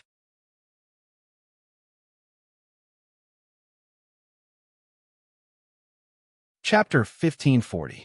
However, when Lao Bai saw the man who had been kicked into the water emerge from the bottom of the water and stand right in front of the woman, he could not help but be dumbfounded. It seemed that he had done more harm than good again. Thinking of this, he quickly retracted his hooves that were about to take a step forward. He glanced at the two people in the water and ran back. Feng Jio, who was stretching his limbs under the tree, suddenly heard a man and a woman cry out in alarm. He could not help but be slightly surprised and looked in the direction of the sound. He saw that Lao Bai had run back not long after.